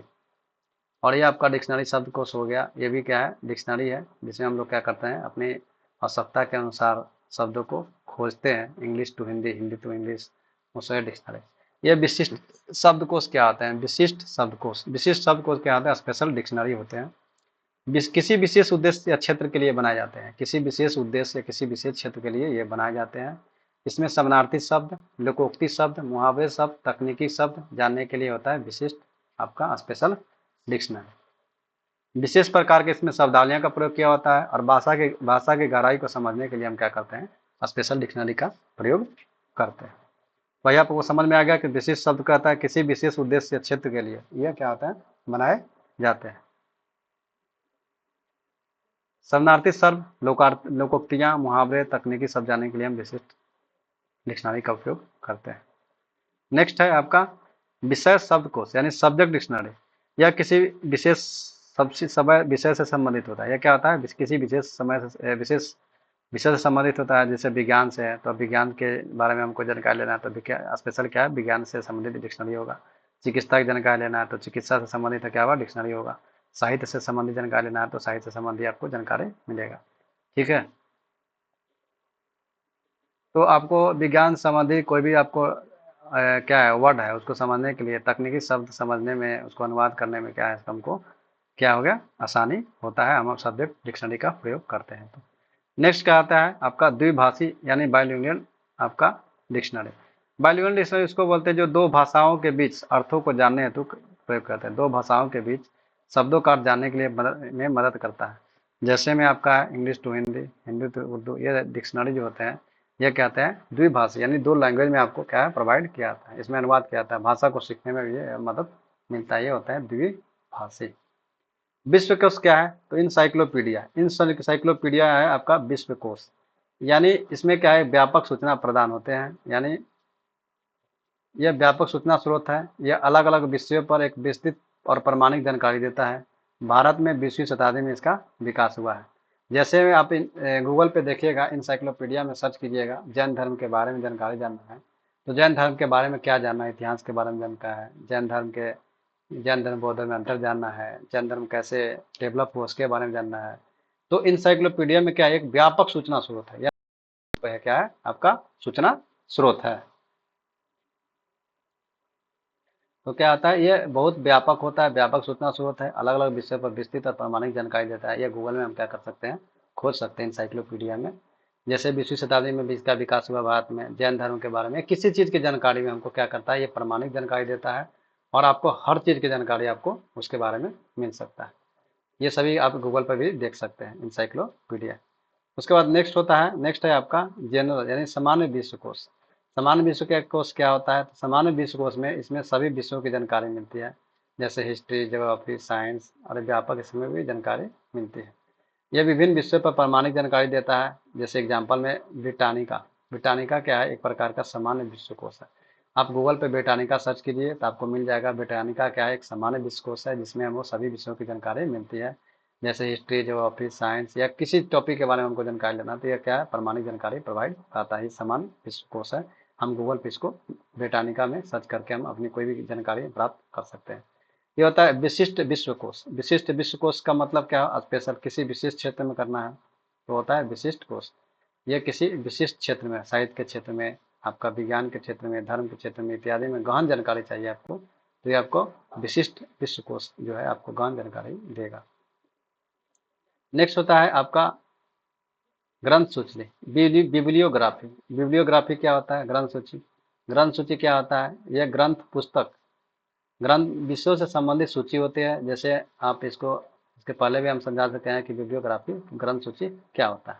ग्रंथ सूची जो है आपके सभी पुस्तकों का एक सूची होता है, जिसमें क्या क्या आता है, जिसमें जैसे आप उसमें टाइटल, लेखक के बारे में पढ़ सकते हैं। जैसे होटल में मैनुअल कार्ड होता है, उसी तरह से बिब्लियोग्राफी होता है। तो बिब्लियोग्राफी आपका नेशनल बिब्लियोग्राफी होता है, वर्ल्ड लेवल पर बिब्लियोग्राफी हो सकता है। इसमें क्या है कि आपको ग्रंथ सूची पुस्तकों और प्रलेखों को खोजने और अन्य सामग्री को सूची प्रदान करता है, जिससे क्या है, आपको खोजने में क्या होगा, उससे आपको आसानी होगा और आसानी से आप पुस्तकें क्या कर सकते हैं, खोज सकते हैं। साहित्य के पुस्तकें की सूची है, जैसे मान लीजिए कि हमको कोई साहित्य की पुस्तक पढ़ना है, तो साहित्य की सूची एक अलग से रहेगा। जैसे हम जाते हैं होटल में तो क्या है, ब्रेकफास्ट का अलग सूची मिलता है, डिनर का अलग मिलता है। ठीक है, तो ये क्या है, अलग अलग सूची है। उसी तरह से साहित्य के पुस्तकों को सूची, पूरा एक सूची अलग रहेगा। जैसे मान लें कि हमको कोई हिंदी साहित्य के बारे में पढ़ना है, तो हिंदी साहित्य की पूरा एक अलग से सूची आपको मिलेगा। कौन कौन से पुस्तकें उपलब्ध है, कौन राइटर है, कब प्रकाशन किया हुआ है, उसके पूरी एक जानकारी सिर्फ मिलेगा। वो होता है बिब्लियोग्राफी। भारत में 2 लाख से अधिक बिब्लियोग्राफी की जानकारी जो है, बिब्लियोग्राफी में आपका रिकॉर्ड है। ग्रंथ सूची पुस्तकों, लेखक, अन्य सामग्री की सूची प्रदान करना। सूचना स्रोत को खोजने और संदर्भित करने में क्या है, मदद करता है। यानी सूचना खोजने, स्रोत खोजने में, यानी आपको कौन सी पुस्तक पढ़ना है, से कौन सा आपको जानकारी मिलेगी, उसके बारे में आपको एक बोल सकते हैं ना कि मैनुअल कार्ड में, जैसे ब्रेकफास्ट में हमको क्या क्या खाना है, उसको सिलेक्ट करने में आसानी होता है, उसी तरह से हमको पुस्तकों को पढ़ने में आसानी मिलती है। बिब्लियोग्राफी जो होता है आपका नेशनल लेवल पर भी हो सकते हैं, वर्ल्ड लेवल पर, आपका नेशनल लेवल पे है बिब्लियोग्राफी। नेशनल लेवल पे किसी देश का प्रकाशित पुस्तकों का जो है, अन्य क्या है, प्रकाशित पुस्तकों अन्य समारोह का आधिकारिक क्या है, यह रिकॉर्ड होता है। यह भारत का साहित्य ग्रंथ सूची जो है कहाँ है, तो केंद्रीय संदर्भ पुस्तकालय कलकत्ता है द्वारा जारी किया जाता है। आपका नेशनल बिब्लियोग्राफी है, इसमें क्या है, कोई भी नया पुस्तक अगर डेवलप छपता है तो उसको क्या है, केंद्रीय संदर्भ पुस्तकालय कलकत्ता में आपको जमा किया जाता है, ताकि वो आपके रिकॉर्ड को मेंटेन रख सके, ताकि वो जो बिब्लियोग्राफी में आपके पुस्तकों को आपको दर्ज कर सके। जैसे आपका सब्जेक्ट वाइज बिब्लियोग्राफी भी होते हैं। सब्जेक्ट वाइज बिब्लियोग्राफी का मतलब है कि आपको सब्जेक्ट वाइज इसमें मिलेगा। जैसे हिंदी साहित्य की ग्रंथ सूची है, विज्ञान ग्रंथ की सूची है, तो एक प्रकार के क्या है, आपको ग्रंथ सूची। हिंदी के साहित्य के बारे में पढ़ना है तो हिंदी साहित्य के बारे में मिलेगा। शोध पुस्तकें खोज करना है तो सबको अलग अलग आपको एक सूची प्रोवाइड किया जाता है, यानी सब्जेक्ट वाइज सूची भी आपको प्रोवाइड किया जाता है। बिजनेस बिब्लियोग्राफी, यानी बिजनेस बिब्लियोग्राफी में ट्रेड, ट्रेड बिब्लियोग्राफी इसको बोल सकते हैं। तो ट्रेड आपको, ट्रेड बिब्लियोग्राफी, बिजनेस बिब्लियोग्राफी, जिसमें क्या है, प्रकाशकों को पुस्तकों विक्रेताओं द्वारा बनाया जाता है। ये आपका प्रकाशक जो है उसके द्वारा ये डेवलप किया जाता है, जो पुस्तक विक्रेता है। जैसे आप पुस्तक खरीदने जाइएगा तो उनके पास एक रिकॉर्ड रहता है, कौन कौन से उनके पास पुस्तक जो है उपलब्ध है, कौन लेखक है, प्रकाशन की तिथि कब है, उसका प्राइस कितना है, ये सब क्या है उसमें आपको निर्धारित रहता है। उसको बोलते हैं व्यापारिक ग्रंथ सूची, यानी ट्रेड बिब्लियोग्राफी। अब आता है भौगोलिक के बारे में पता है, भौगोलिक स्रोत क्या होता है। तो भौगोलिक स्रोत जो है आपके, भौगोलिक स्रोत, जियोग्राफिकल सोर्स, ऐसा स्रोत जो भौगोलिक जानकारी प्राप्त करता है, जैसे किसी स्थान के बारे में, किसी क्षेत्र के बारे में, किसी राज्य की जनसंख्या हो गया, जलवायु हो गया, इस सब की जानकारी जो हमको भौगोलिक जानकारी मिलता है, उसी को बोलते हैं भौगोलिक सोर्स। जैसे भौगोलिक क्षेत्र में क्या क्या आ सकते हैं, भौगोलिक क्षेत्र में आपका क्या है गजेटियर। गजेटियर में क्या रहता है, आप गजेटियर का किसी चीज़ का अध्ययन कीजिएगा, उसमें भौगोलिक शब्दकोश, निर्देशिका, विशेष क्षेत्र, देश, स्थान आदि की विशेषताओं के बारे में जानकारी प्रदान किया जाता है। जैसे किसी गजेटियर में आपका वहाँ संस्कृति, कैसे कहीं हम घूमने जा रहे हैं तो वहाँ के हम लोग अगर लोकेशन के बारे में जानकारी डालना होता है, ये भौगोलिक स्रोत में हमको जानकारी मिलेगा कि किस राज्य से गोवा घूमने जा रहे हैं तो वहाँ के क्या क्या कल्चर है, कितनी जनसंख्या है, कैसा मौसम है, उसके बारे में हमको जानकारी भौगोलिक स्रोत से मिलती है। एक होता है यात्रिक दर्शिका यानी ट्रेवल गाइड। ट्रेवल गाइड से इससे से पता चल रहा है कि ट्रेवल करने के लिए हमको जो गाइड प्रोवाइड किया जाता है वही होता है आपका, जो यात्रियों को किसी स्थान के बारे में जानकारी प्राप्त करता है, उसके बारे में हमको जैसे पर्यटन स्थल, आवास, परिवहन, संस्कृति जानकारी देता है, इत्यादि जानकारी देता है, वो आता है यात्रा यानी ट्रेवल बुक होता है। जैसे लोनली प्लैनेट इंडिया, यह एक प्रकार का है जो आपको यात्रा मतलब ट्रेवल गाइड बुक है, जिससे हम क्या कर सकते हैं या अपने यात्री जो है एक स्थान से दूसरे स्थान घूमने में, उसको पर्यटन स्थल पर घूमने में उसको जानकारी उपलब्ध कराता है। नेक्स्ट होता है नक्शा या मानचित्र या ग्लोब। नक्शा हम जान गए, नक्शा किसको बोलते हैं, किसी क्षेत्र का सपाट चित्रण जो होता है वो नक्शा कहलाता है। नक्शा क्या है, किसी क्षेत्र का सपाट चित्रण यानी जमीन का विभिन्न नक्शों का संग्रह जो होता है वह मानचित्र कहलाता है। और आपका ग्लोब क्या है, पृथ्वी का जो गोलाकार मॉडल दिया गया है उसी को हम ग्लोब बोलते हैं। तो नक्शा क्या है, किसी क्षेत्र का सपाट चित्रण होता है, नक्शा बोलता है। और विभिन्न नक्शा का संग्रह को मानचित्र बोलते हैं। और ग्लोब जो है पृथ्वी का जो गोलाकार मॉडल है उसको। अब डायरेक्शन निर्देशिका क्या होता है, निर्देशिका क्या होता है, निर्देशिका होता है किसी व्यक्ति के संगठन, व्यवस्थित संगठन, संकलन होता है, जानकारी होता है निर्देशिका। जैसे मतलब आपका एक बोल सकते हैं कि टाटा कंपनी में मान लेते हैं कि टाटा कंपनी में जो लोग मेंबर हैं यानी यूजर हैं, उसके कार्य कर रहे हैं, उसके बारे में जो जानकारी होता है उसी को हम बोलते हैं निर्देशिका। जैसे आप कहीं होटल में जाते हैं तो क्या है, कौन होटल लिया, कौन नहीं लिया, उसके कौन कब बुक किया, नहीं किया, उसके बारे में हमको एक डायरेक्टरीज रहती है, उससे हम देख सकते हैं कि कौन बंदा कहाँ प्रेजेंट था, किस समय क्या था। जैसे एग्जांपल लेते हैं, टाटा कंपनी की बात करते हैं, लोग जो कार्य कर रहे हैं उसका जानकारी, जैसे उसका नाम, एड्रेस, मोबाइल नंबर, इसी की जानकारी हो सकता है। जैसे मान लें कि हमें इसको बारे में जानकारी रखना है, अगर कोई बंदा कहाँ है, किस दिन प्रेजेंट हुआ, नहीं हुआ, उसके बारे में एक छोटा मोटा जो जानकारी होता है और उसको निर्देशिका बोलते हैं।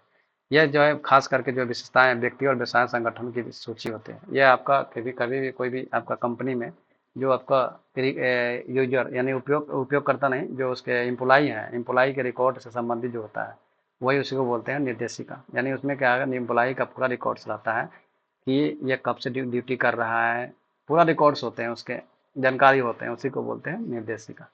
वार्षिक और पंचांग, वार्षिक और पंचांग क्या होता है, तो ईयर और यह आपका वार्षिकी, ईयरबुक और यामलांस, ठीक है। ये किसी वर्ष की महत्वपूर्ण जानकारी देता है, खेल, साहित्य, राजनीतिक संबंधी।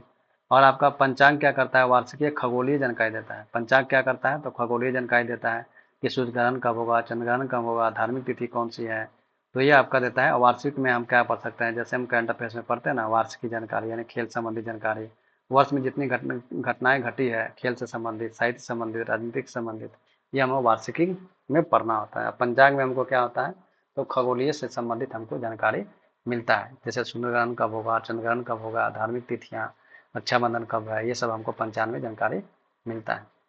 नेक्स्ट है आपका मानक एवं एकशस्त्र पैटर्न यानी आपका स्टैंडर्ड पैटर्न्स। यह क्या है, तकनीकी और औद्योगिक गुणवत्ता को संबंधित है, या दिशा निर्देश जो दिए जाते हैं किसी भी औद्योगिक संस्थान को खोलने के लिए, किसी भी लाइब्रेरी को खोलने के लिए, किसी को स्कूल खोलने के लिए जो एक निर्देशिका दिए होते हैं, यानी उसको स्टैंडर्ड बोल सकते हैं, दिए होते हैं। जैसे BIS द्वारा निर्धारण किया जाता है स्टैंडर्ड कि भौगोलिक मानचित्र में कौन सा प्रतीक का यूज कर सकते हैं। मतलब कि एग्जाम्पल मैं ले रहा हूँ, ये हर जगह हो सकता है। जैसे किसी चीज़ का स्टैंडर्ड क्या होता है, हम बोलते हैं ना कि इसका स्टैंडर्ड ये होना चाहिए, तो उसी तरह से स्कूल का स्टैंडर्ड क्या होना चाहिए, उसमें कितने रूम होना चाहिए, एक रूम में कितने बच्चे होना चाहिए, सब क्या स्टैंडर्ड है।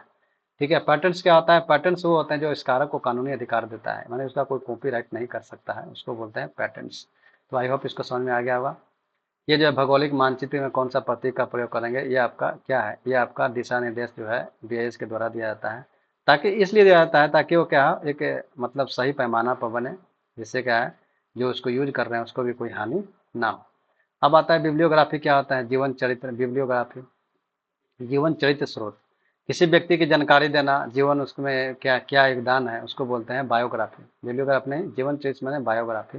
यानी किसी व्यक्ति का चरित्र का वर्णन करना ही क्या होता है, किसी व्यक्ति के जानकारी चरित्र का वर्णन करना, उसका क्या योगदान रहा है उसके बारे में वर्णन करना होता है बायोग्राफी। इंसाइक्लोपीडिया ब्रिटानिका क्या है, इसके बारे में थोड़ा जान लेते हैं। इंसाइक्लोपीडिया ब्रिटानिका ये जो है प्रथम संस्करण जो है 1771 ईस्वी में, प्रथम संस्करण जो है 1771 ईस्वी में प्रकाशित किया गया था स्कॉटलैंड, ठीक है, स्कॉटलैंड में प्रकाशित किया गया था। इसके 3 खंड थे, आपका एक माइक्रोपीडिया है, माइक्रोपीडिया और आपको प्रोपीडिया। माइक्रोपीडिया में इसके 32 खंड में प्रकाशित किया गया। माइक्रोपीडिया को कितने खंड में, आपको ये ऑब्जेक्टिव क्वेश्चंस में आता है कि कितने खंड में प्रकाशित किया गया। ठीक है, ये अंतिम बार पर प्रिंटेड कब किया गया था, 2010 में प्रिंटेड किया गया था, 2015वां संस्करण था जिसमें 32 खंड थे, और मार्च 2082 में मार्च 2012 से इसको प्रिंटिंग को क्या है इंसाइक्लोपीडिया ब्रिटानिका जो प्रिंटिंग है यह है बंद कर दिया गया। ये सिर्फ क्या है आपको डिजिटल ही आपको प्रोवाइड किया जाता है। प्रोपीडिया के कितने खंड थे, एक खंड थे, आपका माइक्रोपीडिया 18 खंडों में प्रकाशित किया गया था। आपका national Indian national I&B, I&B क्या होता है, आईएनबी के बारे में थोड़ा बोलते हैं। आईएनबी इंडियन नेशनल बिब्लियोग्राफी, यह क्या होता है, राष्ट्रीय ग्रंथ सूची होता है, राष्ट्रीय ग्रंथ सूची, राष्ट्रीय ग्रंथ सूची।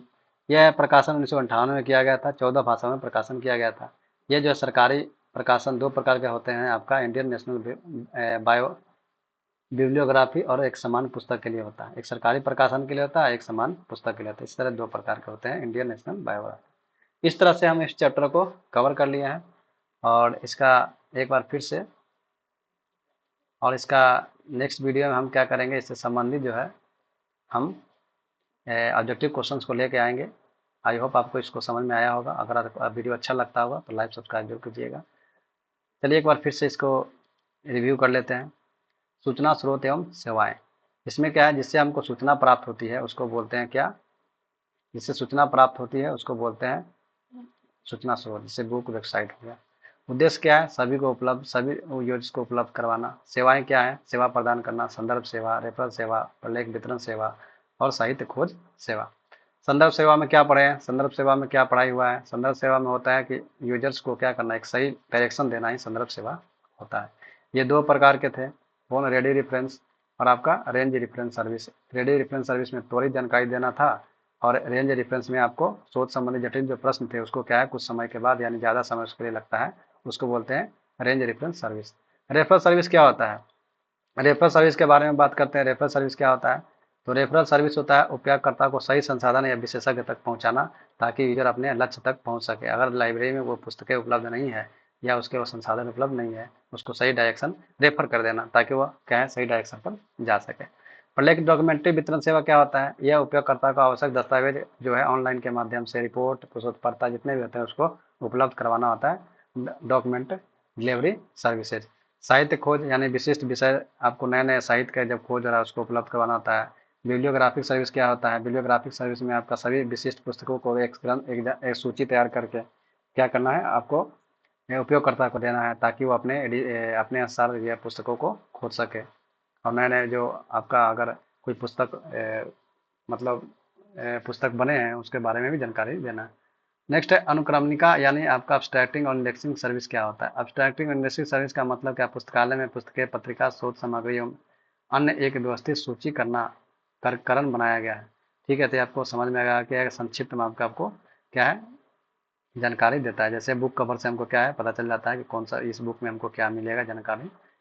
अब आपका प्रतिलिपिकरण क्या होता है, प्रतिलिपिकरण यानी आपका फोटोग्राफी, आपका रिप्रोग्राफिक सर्विस। रिप्रोग्राफिक सर्विस में आपका है कि आपको फोटो स्कैन जैसे सब प्रिंटेड संबंधी ये सब सर्विस प्रोवाइड किया जाता है। अनुवाद सेवाएं, ट्रांसलेशन सर्विस भी प्रोवाइड किया जाता है, मतलब आपको इंग्लिश से हिंदी, हिंदी से आपको इंग्लिश, ताकि यह क्या है अंतर्राष्ट्रीय शोध को क्या करता है, ये बढ़ावा देता है। किसको बढ़ाता है, अंतर्राष्ट्रीय शोध को, यानी इंटरनेशनल लेवल पर हम क्या कर सकते हैं शोध में आप उससे जानकारी प्राप्त कर सकते हैं। आपका current aware service, current aware service क्या होता है, करंट अवेयर सर्विस से होता है कि नवीनतम जानकारी उपयोगकर्ता को प्रोवाइड करना, ताकि वो अपने क्षेत्र में नई जानकारी को प्राप्त कर सके। फिर आपका सिलेक्टिव इंफॉर्मेशन यानी सिलेक्टिव पर्सन को सिलेक्टिव इंफॉर्मेशन ही प्रदान करना, यह कराता है आपका व्यक्तिगत सेवा, जिसमें यूजर को एक विशेष सूची के अनुसार नियमित सूचना प्रदान करना है, यह आपका सिलेक्टिव इंफॉर्मेशन है। तो इस तरह से आई होप आपको वीडियो समझ में आ गया। अगर समझ नहीं आया तो एक बार 2 बार देखिएगा, आपको ये समझ में आ गया। और इस तरह से आपका जो है यह चैप्टर यूनिट 4 जो आपको इसमें पूरे कवर कर दिया गया है। नेक्स्ट वीडियो में से संबंधित हम क्या करेंगे, ऑब्जेक्टिव को पढ़ेंगे। तब तक के लिए धन्यवाद। जय हिंद, जय भारत।